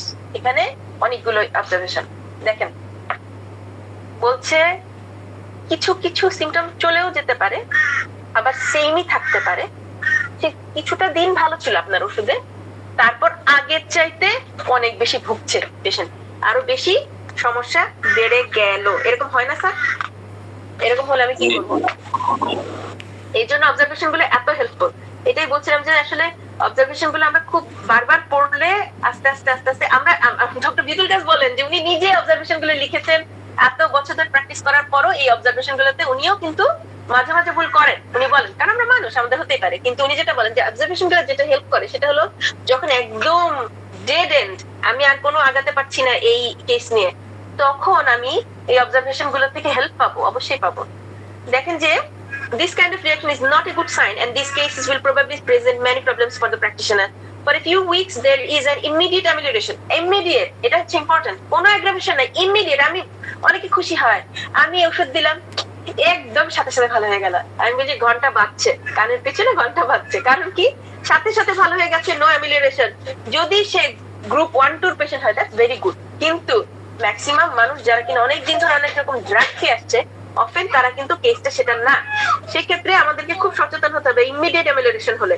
But soon after the patient's condition takes a turn for the worst, আগের চাইতে অনেক বেশি খারাপ হয়ে যায় পেশেন্ট, এটা আমাদের জন্য বেশি ভোগান্তির, কারণ বলবে যে ডাক্তার সাহেব কি বেশি খারাপ আছে। In the fact that there is no initial aggravation, এটা বললাম, যখন কোন রকম ইনিশিয়াল অ্যাগ্রাভেশন নাই তখন কি হয়, তখন এবং তারপরে দেখছেন যে সিমটমস হ্যাভ ডেটেরিওরেটেড, সিমটম গুলো আগের চেয়ে বেশি খারাপ। আমি যে কেস টেক করছিলেন, যেমন স্যার এমন হতে পারে যে মেয়েটা আসলে আপনার কাছে পিরিয়ডের প্রবলেম নেই, 15 দিন পর পিরিয়ড হয়, আপনি ওষুধ দিলেন, সে বললো যে স্পটিং থাকে সবসময়, বলে 2-3 দিন 5 দিন কোনো স্পটিং ছিল না, আমি তো ভালোই ছিলাম, কিন্তু এখন তো পিরিয়ড প্রতি 2 দিনে শুরু হয় বা 5 দিনে শুরু হয় বা প্রতি সপ্তাহে হচ্ছে, তখন কি কেসটা ওয়ার্স। এখন সো বলছে যে এই সিচুয়েশন হলো কি, যে suggest A difficult problem, the reaction indicates that the organism belongs to a lower level of health. এখানে এইরকম ধরনের রিঅ্যাকশনে আমি যেটা বলবো যে আসলে আমার এই রোগী আসলে লো লেভেল অফ হেলথে বিদ্যমান। আমাদের ডক্টর কেন্টের অবজারভেশনে ছিল না স্যার, যে আপনি ওষুধ দিচ্ছেন, আপনি চিকিৎসা করছেন, এ খালি অ্যাগ্রাভেশনই দেখাচ্ছে, মানে ওয়ার্সই দেখাচ্ছে, সে কোনো বেটারমেন্ট ধরে রাখতে পারে না, ইনিশিয়াল কোনো অ্যাগ্রাভেশন ছাড়া অল্প একটু কোনো অ্যামিলিয়েশন হয়, আবার সে আগের চেয়ে বেশি খারাপ হয়ে যায়। The practitioner is either dealing with a case suffering from a deep pathology that is incurable, এমন হতে পারে এটা একটা incurable patient, এটা হতে পারে ফার্স্ট একটা decision, or the remedy one has administered was close to the ideal prescription and consequently produced a short-lived suppressive action.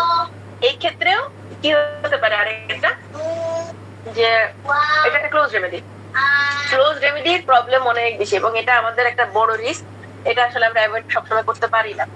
তো যেটা হয় সাপ্রেসিভ অ্যাকশন করছে, তো ঔষধ হবে মনে করেন এইপিস, আপনি দিলেন রাস্টক্স, তো এইপিসের পেশেন্টের রাস্টক্স দেওয়ার ফলে যেহেতু এটা খুব সিমিলার, অনেকগুলো সিমটম কি কমন না, এটা একটু সাপ্রেস করলো, 3 দিন ভালো ছিল, এরপরে ফুলছে আগের চেয়ে বেশি খারাপ, সে তো তার সিমিলার ফ্রিকোয়েন্সি, তো যার কারণে কি করলো, একটু পুশ করে দিল আর ব্যাকওয়ার্ডে পেশেন্টকে। হ্যাঁ, তাহলে এটা কিন্তু কি deep pathology, low level of patient, আর খুব ইজিলি সাপ্রেস। এখন আপনি যেটা করবেন, retake the case and represcribe. আরেকটা যেতে হতে পারে, if the first possibility is taken into account, যেটা খুব deep pathology, the conclusion is that the patient receiving treatment belongs to group D. যদি এমন হয় যে সে গ্রুপ ডি পেশেন্ট, একটা ইনকিউরেবল পেশেন্ট এবং খুব ডিফিকাল্ট পেশেন্ট, একটু যদি আপনি তাকে করেন, প্রেসক্রাইব করেন, 2 দিন 3 দিন ভালো থাকে, 5 দিন ভালো থাকে, 1 সপ্তাহ ভালো থাকে, আবার সে আগের চেয়ে বেশি খারাপ হয়ে যায়, তখন কি করবেন, This is an incurable case and the only course is to administer palliative therapy. এবং আপনি তাকে বিভিন্ন রকম প্যালিয়েটিভ থেরাপি তখন দিবেন। আপনি বুঝতে পারছেন এর কনস্টিটিউশনালি ইমপ্রুভমেন্টের ওই রকম স্থান নাই। I'm sorry স্যার, বাচ্চারা ঠিক আছে they are the part of our আপনাদের মধ্যে অবস্থা আছে না, কি বলে এটা তো কথা শুনে নাই। তো আরেকটা যেটা হতে পারে এখন যেটা হতে পারে যে আপনি দেখছেন একে প্যালিয়েশন দিতে হচ্ছে আপনার। After a month what happens is not a homeopathic aggravation of the symptoms that existed prior to the remedy but the deterioration of the whole organism. এখানে যেটা হচ্ছে আপনার অ্যাগ্রাভেশন হয়নি, আপনি যে আশা করে থাকবেন যে আমার হোমিওপ্যাথিক অ্যাগ্রাভেশন হয়েছে, হয়তো এই রোগী ভালো হয়ে যাবে, এইখানে দেখেন আমরা কোথায় ওয়েট করতে পারবো কি পারবো না, সেজন্য যে তার লেভেল অফ হেলথ বোঝা এত জরুরি। আমি এইখানে বোকার মতো আমি যে বসে থাকি এই পেশেন্টকে নিয়ে, যে না আগাচ্ছে পেশেন্ট, তো আসলে আগাচ্ছে, আসলে এটা ডিজিজের অ্যাগ্রাভেশন, এটা হোমিওপ্যাথিক কোনো অ্যাগ্রাভেশনই না, ডিজিজ আরো ওয়ার্সেন। আপনার এই জন্য কিছু প্যাথোলজিক্যাল জ্ঞান তখন প্রয়োজন পড়বে, তাই না? এই জন্য বলা হয় প্যাথোলজির নলেজের কথা। এখন বোঝা গেল? অনেক কোশ্চেন করে অনেকে, নানান রকম জটিল কোশ্চেন, মনে হয় যে বাবা কোশ্চেন এত জটিল হয় কি করে, উত্তরিত নাই।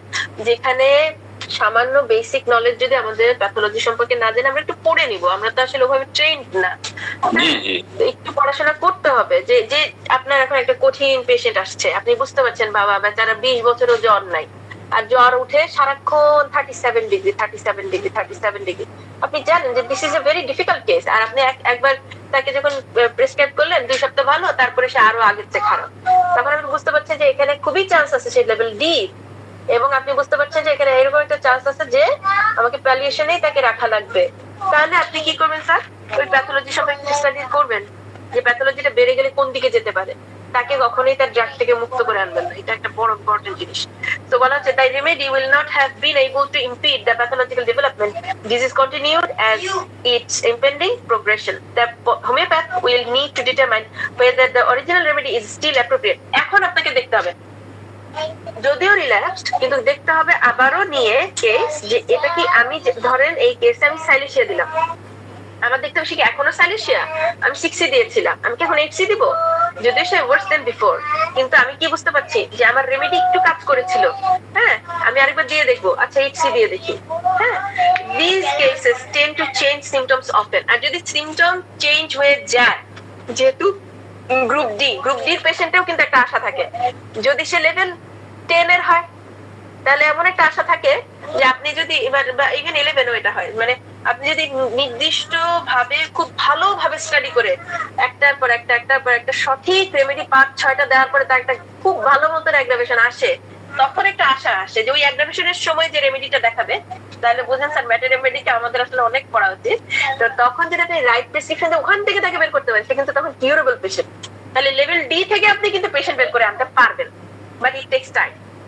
আর এই ক্ষেত্রে কিন্তু স্যার পর বিভিন্ন রেমেডি লাগে, এই ক্ষেত্রে এই জন্য লাগে যে এই দেখেন এই যে রিল্যাক্স করলো, হয় সে সাইলেশিয়ার পেশেন্ট সাইলেশিয়াতেই ফেরত গেল, 6C ছিল 8C দিবেন, কিন্তু এমন হতে পারে যে না এখন সে পালসেটিলা,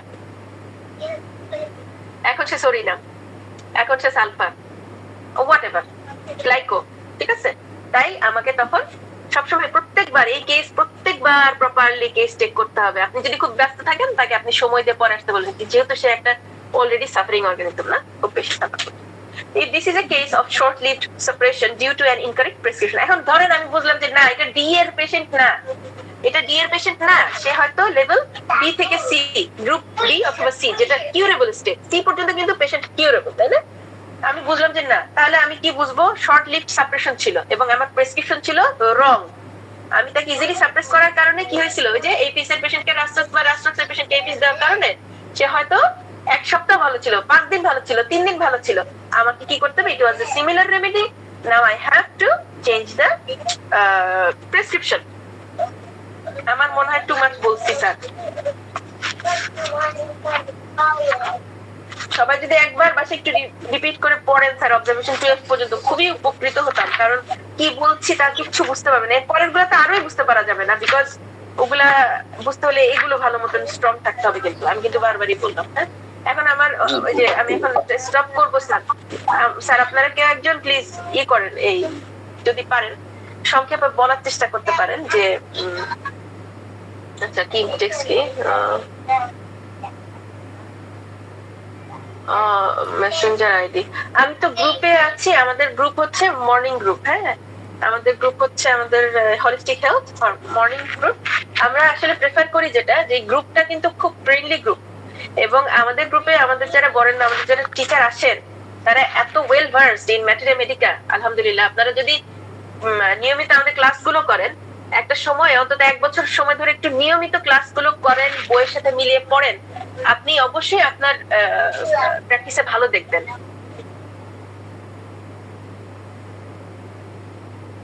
জি, আমার নাম খুকুমণি,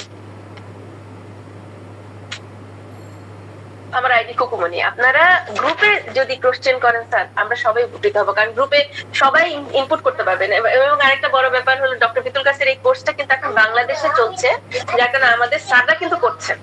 আপনারা অনেক বেশি অ্যান্সার পাবেন, অনেক বেশি সাপোর্ট পাবেন যদি গ্রুপে এসে একটা কোশ্চেন পুট করেন, কারণ সবাই ইনপুট দিতে পারবে। এবং যারা বিভিন্ন বিষয়ে একটু হয়তো ধোঁয়াশার ভিতর আছি, তাদের জন্য এটা হেল্পফুল হবে। হ্যাঁ, আমরা যেটা ইন্সপায়ার করবো যে কাইন্ডলি আপনারা গ্রুপে কোশ্চেন করবেন এবং গ্রুপেই সবাই ডিসকাশনের চেষ্টা করেন, তাহলে গ্রুপটা আপনার জন্য ইউজফুল হবে।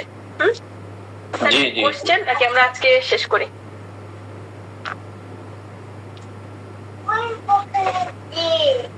ঠিক আছে, ধন্যবাদ সবাইকে। আমরা আমাদের গ্রুপে কাইন্ডলি আপনারা পোস্ট করবেন, তাতে যেটা হবে যে ইনশাআল্লাহ আমরা ডিসকাস করার চান্স পাবো।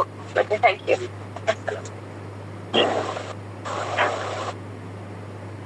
Thank you ma'am. যদি আমরা 5 মিনিট সময়, আমরা কেউ যদি কোনো জিজ্ঞাসা থাকে, বিশেষ করে আজকে যদি 10, 11, 12 এর ভিতরে যদি কোনো বুঝতে সমস্যা হয়ে থাকে তাহলে বলতে পারেন, একটু খেয়াল করলে বোঝা যাবে ক্লিয়ার। স্যার আমাকে 2 মিনিট ব্রেক দেন স্যার, আপনারা একটু ডিসকাস করেন, আমি আসছি, তারপর ইনশাআল্লাহ বলবো। আচ্ছা,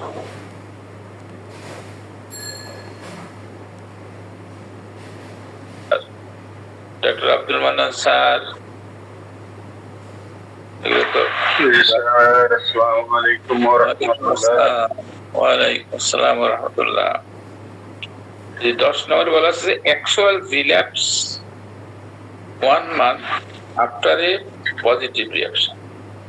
খুব ভালো একটা প্রতিক্রিয়ার পরে দেখা যাচ্ছে কিছুদিন অল্প সময় যাবৎ তার আবার পুনরায় সেটা আবার রিকারেন্ট ফিরে আসলো আগে এই অবস্থায়। এটা এরকম হয়, সেক্ষেত্রে আমরা কি করবো? মানে পজিটিভ রিঅ্যাকশন হয়েছে। জি জি, পজিটিভ রিঅ্যাকশন হলে সেটা তো একটা ইমিউনাইজেশন লিখে গেছে। জি, দেখা যাচ্ছে 1 মাস পরে তার আবার বৃদ্ধি হয়ে গেল, এগ্রাভেটেড হয়ে গেল। পজিটিভ রিঅ্যাকশন হইয়ে তার ইমিউনাইজেশন হলো, তার এটা জেনারেল অ্যাগ্রাভেশন হলো, লোকাল বা জেনারেল যে বোঝাই গেল এটা অ্যাগ্রাভেশন হলো। এই পজিটিভ যে রিঅ্যাকশনটা হলো, অর্গানিজম তখন মনে করা হচ্ছে একটা স্ট্রং, এবং সে সম্ভবত এটা আপার লেভেলের কন্ডিশনে আছে, লেভেল 2 বা লেভেল 5 এর মধ্যেই আছে। এই ক্ষেত্রে যেটা করা উচিত সেটা হলো, এই যে পজিটিভ যে রিঅ্যাকশন হলো, these happen, however the most plausible explanation is that antidote করা হয়েছে সম্ভবত এই ওষুধের। এবং অ্যান্টিডোট আমরা জানি বিভিন্ন কারণে হতে পারে, কফি খাইলে হতে পারে, অথবা অন্য কোনো ওষুধ, অথবা অন্য কোনো পার্কিং জাতীয়, যেটা আমাদের ওষুধের রিঅ্যাকশনটাকে নষ্ট করে।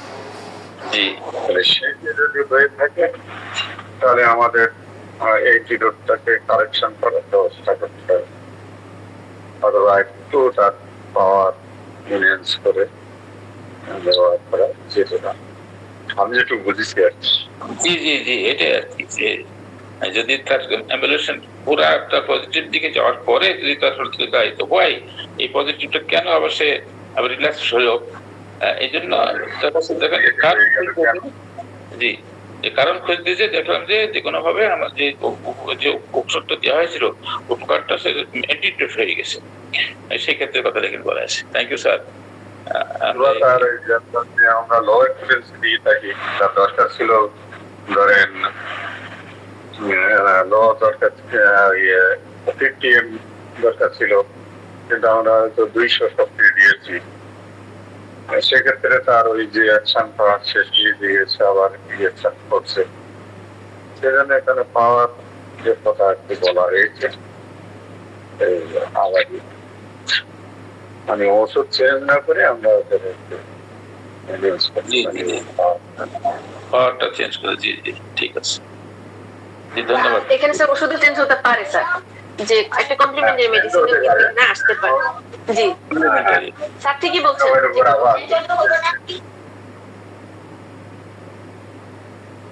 জি রিটেক করলে বোঝা যাবে কেস।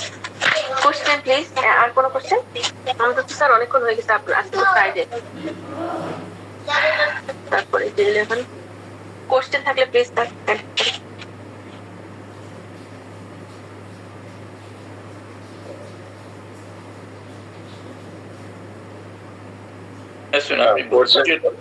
বলতে গেলে আগের থেকে একটু পড়তে হবে। দুই হলো ভাষাগত একটা সমস্যা আছে, পড়ার ক্ষেত্রেও আমাদের অনেক ভাষার সমস্যা, কারণ আমরা অধিকাংশই ইংরেজিতে দক্ষ নই। তো ম্যাডাম যেহেতু বাংলায় অনেক কিছু বলছে, আর ম্যাডাম একটু দ্রুত করার কারণে অনেক কাছে কাজ করতে পারছেন, এটা হতে পারে। তো আমাদেরকে এইটিকে চর্চা করতে হবে। আসলে ভালো হতে গেলে এগুলো সেদিন ফারুকুল্লাহ স্যার বললেন যে আমাদের আসলে ইংরেজির উপর দক্ষতা থাকলে ভালো হোমিওপ্যাথ পাওয়া যায়। অরিজিনাল বুক গুলো কিন্তু আমাদের সব ইংরেজিতে লেখা, ভাষান্তরের ক্ষেত্রে অনেক গন্ডগোল আছে। কে কিভাবে বুঝেছে সেইভাবে লিখেছে, তার দক্ষতা অভিজ্ঞতার উপরে নির্ভর করতে পারে আমাদের এই যে যেগুলো ভাষা করা হচ্ছে। আরেকটা হলো যে আমি আগের থেকে যদি এটা পড়ে আসি, আমি যদি নাও বুঝে থাকি, তো যখন ক্লাসে আলোচনা হয় তখন আমরা কিন্তু ওই আমার না বোঝা থাকে বুঝতে পারি, ধরতে পারি। জি জি জি, হলো আমরা ক্লাসে সাধারণত বলি যে বোঝন নাই, বোঝো না, বোঝে নাই, না বুঝে কেউ কোনো উত্তর দেবে না। যদি উত্তর দেয় না আমি বলি হয়তো তোমরা সব বুঝে এলাইছো, যার জন্য কিছু নাই, না কিছুই বোঝে না, যার জন্য কোনো প্রশ্ন নাই। মানে বেশি বুঝলে প্রশ্ন নাই, আর মোটে না বুঝলে প্রশ্ন নাই। মাঝামাঝি অবস্থায় থাকলে অবশ্যই প্রশ্ন আসবে। হয়তো কেউ খুব বেশি বুঝেছে, কেউ মোটে বুঝে। আপনার ভিডিও অন করতেন কেন বলেন তো প্লিজ? এই ভিডিও গুলো আপনার প্রায় দেখছি, ভিডিও অন করেন। এখন তো সাবিনা ইয়াসমিন ভিডিও অন করেই আছেন, আপনার রুমে তো সব দেখা যায়। এটাও কাইন্ডলি একটু খেয়াল করবো। জি স্যার, আসলে একটু আগের থেকে যদি আমরা একটু জানা থাকি তাহলে দ্বিতীয়বার প্রশ্ন করার সুবিধা হয় এবং দেখা যাচ্ছে যে আরো বোঝার সুবিধা হয়। আমরা তো সবসময় থাকি না, এটা প্রাইভেসি নষ্ট হয়।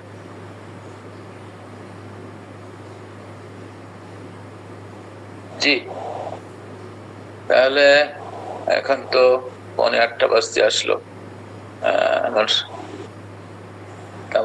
ম্যাডাম আলোচনা চালিয়ে যাক, আমরা তো প্রশ্ন না থাকলে শেষ করি। আর স্যার ওনারা আলোচনা শেষ করার পরে প্রয়োজন বলে আমরা আরো সহজবদ্ধ ভাবে দেখি এটাকে ট্রান্সলেট করে বাংলায় নিয়ে এসে আবার প্রেজেন্ট করা যায় কিনা।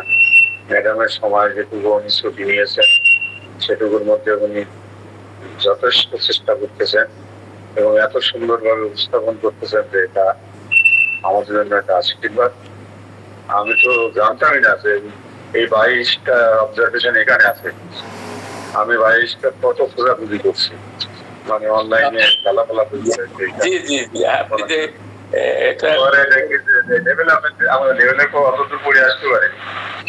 পরে দেখি যে মধ্যেই আছে, একদম স্পষ্ট ভাবে সবকিছু বর্ণনা আছে। এবং ওই যে সায়েন্স অফ হোমিওপ্যাথির শেষের দিকে যে কেস গুলো বর্ণনা করা হয়েছে সেখানে আছে। তবু এখানে আর ওখানে মিলে যদি করা হয়, ওইখানে খুব শর্টলি ইন্টারপ্রিটেশনটা করা হয়েছে, আর এখানে বর্ণনা দেওয়া হয়েছে খুব সুন্দরভাবে। এই দুটো মিলেই যখন করি আমরা ইন্টারপ্রিটেশনটা কিন্তু ওখান থেকে শর্টলি বুঝতে পারি, আর এইখানে ব্যাখ্যাটা এখানে সুন্দর আছে। এই দুটো মিলাই যদি পড়া যায় তাহলে এটা খুবই ক্লিয়ার কনসেপ্ট আসবে আমার মনে হয়। সেটা দেখে এই যে ফিগারটা আছে এটাও কিন্তু খুব হেল্পফুল। জি তামান্না সাহেব, এরকম ফিগার সাধারণত কোনো বইতে পাওয়া যায় না। এই ফিগার তৈরি করতে অনেক পরিশ্রম করতে হয়, যে ডাটা নিয়ে নিয়ে নিয়ে নিয়ে ডে টু ডে ডাটা ছাড়া এগুলো ইনপুট করা যায় না, এবং সেই ইনপুটটা করে মানে আপনার একটা লিভিং অর্গানিজম হিউম্যান বডির উপরে একটা ফিগার তৈরি করা, একটা ওষুধের রিয়াকশন, এটা কিন্তু খুবই দ্রুত কাজ। এবং স্ট্রং সায়েন্স ব্যাকগ্রাউন্ডের, এবং উনি একজন ইঞ্জিনিয়ার এবং খুব আপার লেভেলের, এবং আপার লেভেল অত্যন্ত মানে টপ লেভেলে একজন হোমিওপ্যাথ। এই জন্য ওনার পক্ষে স্পেশাল বিপুল কাজ আমরা বলি স্যারের পক্ষে এটা সম্ভব হয়েছে। নাহলে এই সাধারণ মানুষের পক্ষে, সাধারণ বিজ্ঞানীদের পক্ষে এত সম্ভব।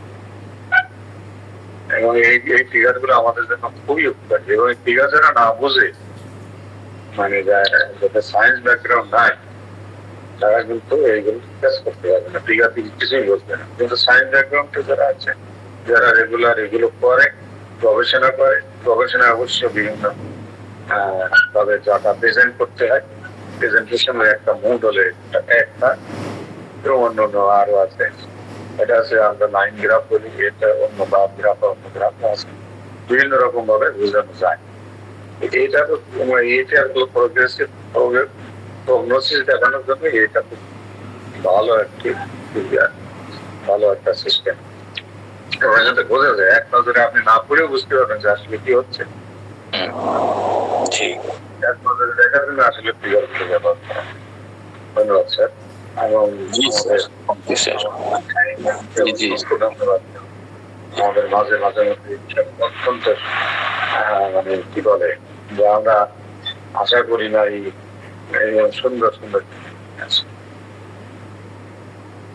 জি ধন্যবাদ। জি তামান্না সাহেব, ধন্যবাদ স্যার।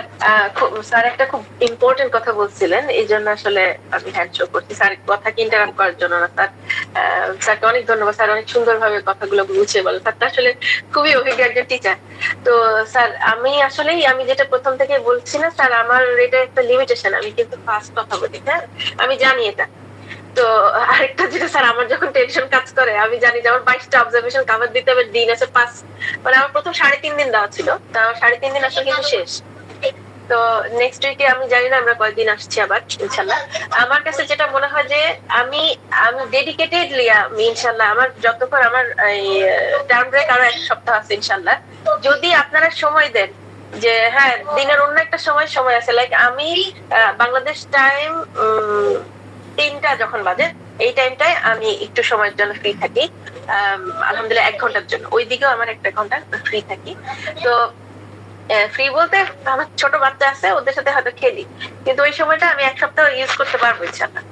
আমার কথা হচ্ছে আমরা তো আসলে ডাইরেক্টলি স্যারের কাছ থেকে শিখছি, তো সায়েন্স অফ হোমিওপ্যাথি এবং লেন্স অফ হেলথ আমি পড়তে পারবো ইনশাল্লাহ। কিন্তু স্যার আমার লিমিটেশন হচ্ছে আমি বাংলায় লিখতে পারি না। আমার মানে আমি ওই কি যেন অব্র নিয়েছিলাম স্যার, কিন্তু ওই কিবোর্ড এবং আমি পারিনি স্যার, ওটা শিখা লাগবে, আমার পক্ষে সম্ভব না, ওই টাইমটা কিছুতেই বের করতে পারিনি। তার মধ্যে বর্তমান যেটা আমার আসলে আমি পড়াশোনা করছি, আমার পড়াটা আমি স্থগিত রেখে হোমিওপ্যাথিটা কমপ্লিট করছিলাম স্যার। আমি ব্যাক টু ইট এগেইন। আমি এটুকু বুঝছি যে আমি যদি হেলথ সায়েন্সে না পড়ি, আমি কখনো ওই হোমিওপ্যাথি, ওই যে ধরি মাছ নাচুই পানি করে কিন্তু আসলে হোমিওপ্যাথি প্র্যাকটিস করা পসিবল না। আমরা জানি না কিভাবে অনেকে প্র্যাকটিস করেন অনলি উইদাউট নোয়িং এনিথিং, অনেকেই আছে, এই জন্য হোমিওপ্যাথির এই দশা। তো এখানে স্যার যেটা বলছেন 22টা অবজারভেশন, এই 22টা অবজারভেশন আমি অবশ্যই আপনারা যদি সময় দেন স্যার, যদি কেউ ডেডিকেটেডলি একটা টিম যদি তৈরি করা যায় যারা বাংলায় এই প্রেজেন্টেশন করতে সক্ষম, তাহলে আমি সময় দিব ইনশাল্লাহ। বাংলাদেশ টাইম 3টার সময়টা আমার একটা টাইম আছে, আপনারা যদি স্যার কাইন্ডলি কথা বলে দেখেন কেউ যদি হেল্প করতে পারে, আমি এগুলো বুঝিয়ে দিব, আমি করে দিব, এবং প্রয়োজন হলে আমরা এই বইটার উপরেই পুরোটাই রিভাইজ দিয়ে দিব, লাইক লেভেলস অফ হেলথ, যাতে মোটামুটি একটা বেসিক দেওয়া যায়। আমি লেখার চেষ্টা করছিলাম স্যার। আপনারা, আমাদের কিন্তু ফর্মাল ক্লাস শেষ স্যার, যারা যাওয়ার চলে যান। আমি দেখাই আসলে এখানে কতগুলো ছোট ছোট করে আলাদা আলাদা করে। জি স্যার। ম্যাডাম, একটা আমার প্রশ্ন ছিল, ইন্টারাপ্ট করি। এইটার আমি লেভেল অফ হচ্ছে, আমি ওই যে পিডিএফ কপি পাইলাম না, আপনার কাছে যদি এই তো পিডিএফ কপি আছে? স্যার এটার পিডিএফ আমাদের পিডিএফ কপি লাইব্রেরিতে পাবেন স্যার। জি, হ্যাঁ, আপনি হয়তো স্যার ওখানে ওই গ্রুপে হয়তো আপনি নাই, এই জন্য আমাকে একটু মেসেঞ্জারে আমি দিয়ে দেবো আপনাকে। স্যার সমস্যা আর ওটা হলো পিডিএফ স্যার, কপি দিলে আমি ওটাকে বাংলা করে মানে আমি বোঝানোর পরে ইয়ে করতে পারবো, প্রেজেন্ট করতে পারবো। খুবই ভালো কথা ইনশাল্লাহ। হ্যাঁ, তবে স্যার এটা গ্রুপের মধ্যে থাকা লাগবে হয়তো বা, কারণ না হলে ভালো মতন প্রবলেমে পড়তে পারেন স্যার। আমাদের কিন্তু এই ধরেন এই যেটা এই বইগুলো, এগুলো তো কপিরাইটস আছে স্যার, যার কারণে আমরা আমাদের মানে এইটা করতে পারবো ইনশাল্লাহ। কপিরাইট ঢোকা যাবে না, ওটা ইয়ে করা যায় না। স্যার আমি চেষ্টা করব। আইনজনের কিন্তু রাইট প্রোটেক্টেড, ওর মধ্যে কিন্তু কপিও করা যায় না, ঢোকাও যায় না, একটা অক্ষরও কপি করে কোনো জায়গায় নিয়ে যাওয়া মোবাইল আচ্ছা কি বলে যে রাইট আছে না, রাইট রাইট রাইট করা আছে। সেই জন্য ওগুলো ইয়ে করে পিডিএফ কপি আছে, কিন্তু ইয়ে করা যায়, কপি টপি কিছুই করা যায় না, প্রিন্ট করা যায়। জি স্যার, জি স্যার। এখানে আমি যখন প্রথম থেকে বলছিলাম স্যার যে প্লিজ ডোন্ট রেকর্ড, এটার একটা বড় কারণ হলো স্যার, হ্যাঁ সামাজিক ভাবে বলেন, ধর্মীয় ভাবে বলেন, এটা যেমন আছে স্যার, তার চেয়ে বড় যেটা সেটা হচ্ছে আসলে লয়্যালটিও আছে স্যার। আমরা আসলে আমাদের যেটা টিচার যারা কিনা এই আমাদের এই কলেজ থেকে পাশ করা, এনারা প্রত্যেকে, এটা খুব এক্সপেন্সিভ কোর্স, লাইক অনেকের জন্য আর কি। ওনারা এই যে মান্থলি বা উইকলি যে ক্লাসগুলো দেন স্যার, ওনাদের এক একটা সিটের জন্য আমাদের কিন্তু পে করতে হয় অনেক। তো স্বাভাবিক স্যার, উনি যখন এতটা মানে এটা একটা বিগ বিজনেসও। তো আমার আন্ডারস্ট্যান্ডিং হচ্ছে আসলে একসময় এই প্র্যাকটিশনারদেরকে আমরা হারাবো, এই নলেজটা হারাবো, যেহেতু তারা অনলি বেসড অন মানি। আমরা সবাই কিন্তু এফোর্ড করতে পারবো না, কিন্তু আমার কাছে মনে হচ্ছে যে এটা রিচ করা খুব জরুরি আমাদের বিগার পপুলেশনে। কারণ আমরা আসলে হোমিওপ্যাথির ফেস হারাচ্ছি, কারণ অনেকে হোমিওপ্যাথি বুঝেই না। ওই ড্রাগ গুলো ভয়ঙ্কর ভাবে ইউজ করা হচ্ছে, পোটেন্সি নাই ঠিক, মানুষের ক্ষতি হচ্ছে। আমরা এদিকে প্র্যাকটিশনার, হোমিওপ্যাথি ডুবছে, আর ওদিকে আমরা এফোর্ড করতে পারছি না। আমরা জাস্ট মানে দুই দিকেই ডুবছি আর কি। তো এই জন্য স্যার অবশ্যই যদি সময় পাই, আপনাদের সাথে যদি সময় মিলাতে পারি, আপনারা স্যার কাইন্ডলি যদি আমরা একটা আলাদা গ্রুপ যদি করতে পারি, জাস্ট টিচার্স, তাহলে ইনশাল্লাহ কোনো সমস্যা নাই। আমাদের তো এখানে কয়েকজন স্যার আছেন যারা এখন বর্তমানে ভিতুর কাছে কোর্সটা করছেন, ওনারাও যদি একটু হেল্প করেন তাহলে কিন্তু এটা পসিবল যে আমরা আমাদের গ্রুপে অন্তত একটা সুন্দর কাজ শুরু করতে পারি, যে খুব বেসিক লেভেল থেকে থিওরি এবং ম্যাথমেটিক্যাল উপরে সবসময় আমাদের কিছু ক্লাস চলতে থাকবে ইনশাল্লাহ, যেটা আপনি মানে ক্রমাগত উন্নয়ন হবে। কারণ আমরা যদি এখনো এই কাজটা না করি, আমার মনে হচ্ছে আমরা হোমিওপ্যাথরা আসলে আগাচ্ছি না, যে জায়গায় আছি সেখান থেকে পিছাচ্ছি, আর মান সম্মানও যাচ্ছে। তার চারিদিক দিয়েই তো আপনি একটা বিজনেস খুললেন, সেই বিজনেসে তো আপনার আসলে ইমপ্রুভমেন্ট দরকার। কেউ তো আসলে চায় না যে আমার বিজনেস নষ্ট হোক, আলটিমেটলি এটা আসলে একটা লস। তার ধন্যবাদ সবাইকে। আজকে ফ্রাইডে তো, আর একটা ওই যে হচ্ছে ফার্ম থেকে আমাদের আজকে মিট আসছে, অনেক কাজ। আপনাদের সবাইকে ধন্যবাদ স্যার, ইনশাআল্লাহ আপনি যদি জানাবেন স্যার। এই যে যেটা দিয়েছেন আপনি, এটা খুব কি হেল্পফুল। এই যে চার্ট করেছেন না, একটা লিস্ট করেছেন, এটা আপনি এটা এখনো কাজ শেষ হয়নি, আমি করার চেষ্টা করছি। আমি এটাই খুব ফিল করছিলাম যে হয়তো এটা হচ্ছে কয়েকটা চার্ট এক জায়গা করা, কিন্তু এরকম আরো একটা চার্ট আমি এর আগে করছিলাম, যেটা হচ্ছে গিয়ে কোন লেভেলে কোন ডিজিজটা কিউরেবল অর ইনকিউরেবল। আমি আসলে খুঁজেই পাচ্ছি না, কারণ আমি তো অনেক আগে ফিনিশ করছি পড়াশোনা, মানে এই কোর্স।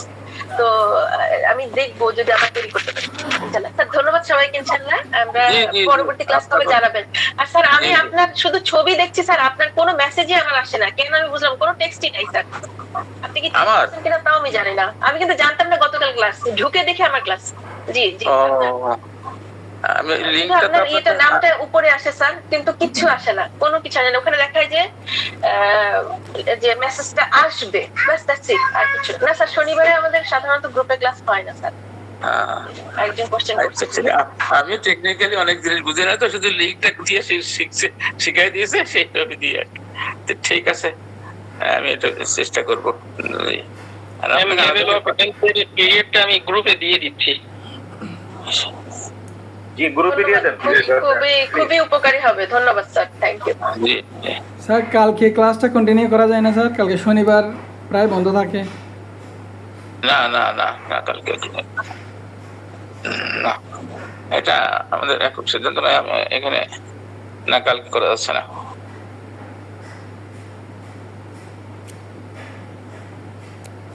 কালকে মস্কো বেলার আছে। জি ঠিক আছে, তাহলে সকলকে ধন্যবাদ। আমাদের জর্দার স্যার প্রথম দিকে আসছিলেন, আর নাই, আমরা তো একটু খেয়ে হারিয়ে ফেলি। স্যারের ঘুম পাইছি, ঘুম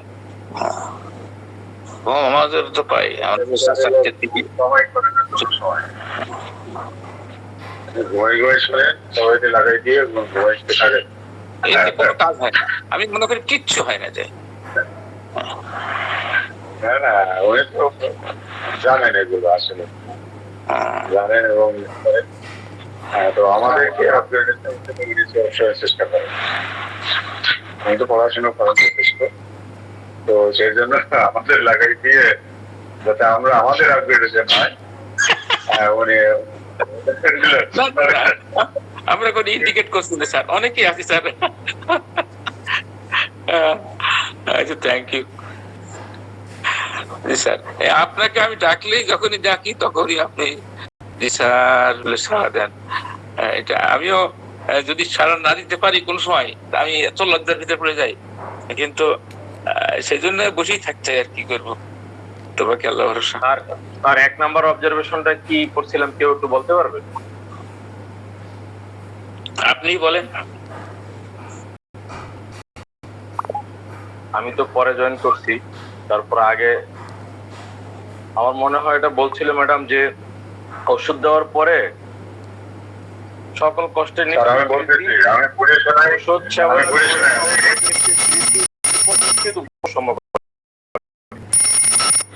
হ্যাঁ, রুগী বলে আমি সব দিক থেকে খুব ভালো আছি স্যার, এটা না? ঔষধ সেবন ওটা হলো সকল কষ্টের নিশ্চিত বৃদ্ধি, আমি এটা পড়ি। নিশ্চিত উপশম ঘটে। শোনেন আব্দুল মান্নান স্যার বলছেন। জি জি জি স্যার, বলেন। Observation on clear initial aggravation of the main physical complaint. The main physical complaint initially একটু aggravation হলো, the mental emotional symptoms and the energy level, এই সব লেভেল গুলো মেন কমপ্লেন্ট সহ মেন্টাল ইমোশনাল এবং এনার্জি লেভেল সবগুলো initially aggravation হয়ে followed by quick long lasting recovery, মানে খুবই দ্রুত এবং লং লাস্টিং দীর্ঘস্থায়ী একটা অ্যামিলিনেশনের দিকে চলে গেল। ঠিক আছে, রিকভারির দিকে চলে গেল। এটা খুবই একটা ভালো সিমটম। তাহলে একটা উপরের দিকে লেভেলের this is the best reaction possible. It is found in level 2 and level 3 of group A. একদম টপ লেভেলে টপ লেভেল আছে সেইখানে হয়, and level 4 and level 5 of group B. এই ধরনের রোগীদের হয়। The aggravation takes anywhere from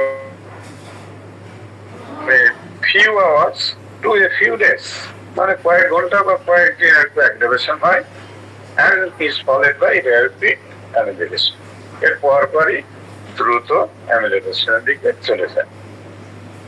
The aggravation might be severe. Severe হতেও পারে, কিন্তু বেশিক্ষণ অ্যাগ্রাভেট হয়ে থাকে না।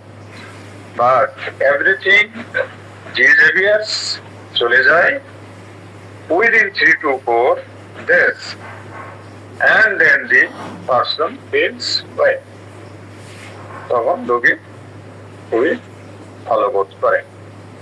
The main complaints are aggravated, pain may be intensified or multiplied, and there is a feeling of weakness and a need to sleep a lot. ঘুমাইতে হয়ে থাকে। These may also be accompanied by emotional reactions such as tendency to weep easily. এগুলো হলো কি ধরনের অ্যাগ্রোভেশন হয় তাই বলা হয়। Subsequently, the organism restores its balance. এরপর সে ব্যালেন্সে ফিরে আসে and the patient remains well for a long time. তো ভালো থাকে অনেক দিন ধরে। Thus, may last for some months or even years unless there is an antenatal reference. যদি কোনো অ্যান্টিনাল এখানে ব্যবহার না করা হয় সে কয়েক বছর মাস বা কয়েক বছর ধরে সে ভালো। এখানে কোনো ওষুধ দেওয়ার দরকার নাই, আমি দিয়ে যাচ্ছি অপেক্ষা করতে থাকি। মানে এরা আরো অনেক লেখাপড়া আছে, আমি যেটুকু এলো কতগুলো বিষয়। এরা হলো গুড সিমটম এবং গুড রিয়াকশন।